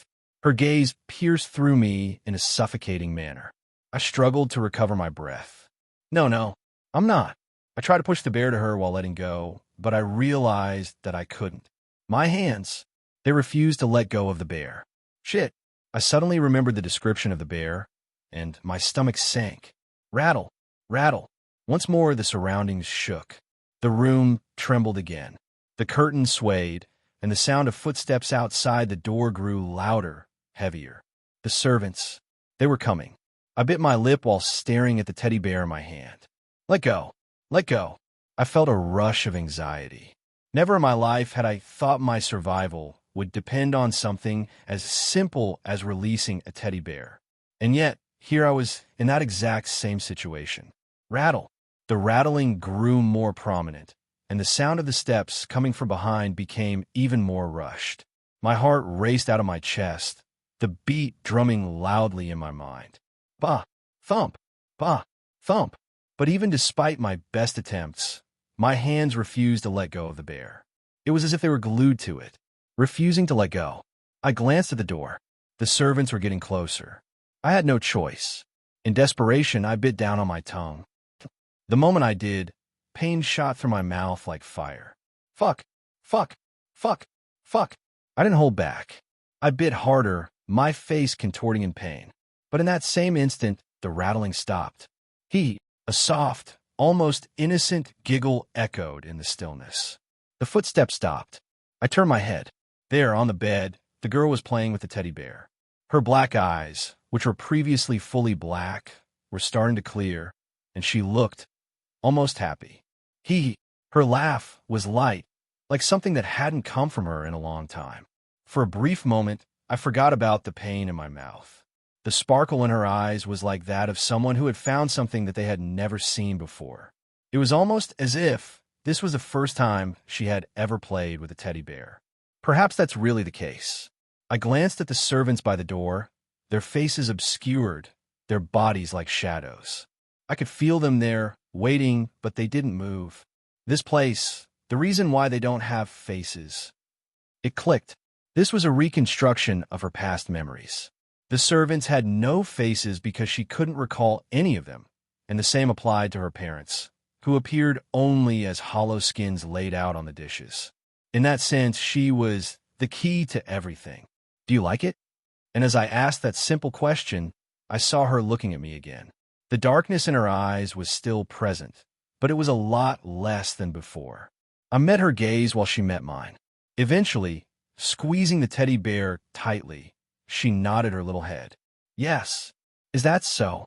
I smiled at her while pulling my hand back. Then you can keep it. The little girl blinked, her eyes falling on the bear. I can. Of course. Really? Really? Really? Really? Yes. After a brief pause, a smile blossomed on the little girl's face as she squeezed the bear tightly. The darkness in her eyes had almost fully retreated by now, and as I stared at her, I brought my hand forward. Are you hungry? Her gaze shifted back to me, confused. I thought back to her previous words and continued. I heard that you were hungry. I can give you food. Do you want it? Food. Yes. The girl's small hands tightened around the teddy bear for a moment, then loosened slightly. She held her stomach, and that's when I noticed how thin her arms were. My lips pursed once again. Finally, she reached out to me, her little hand before me.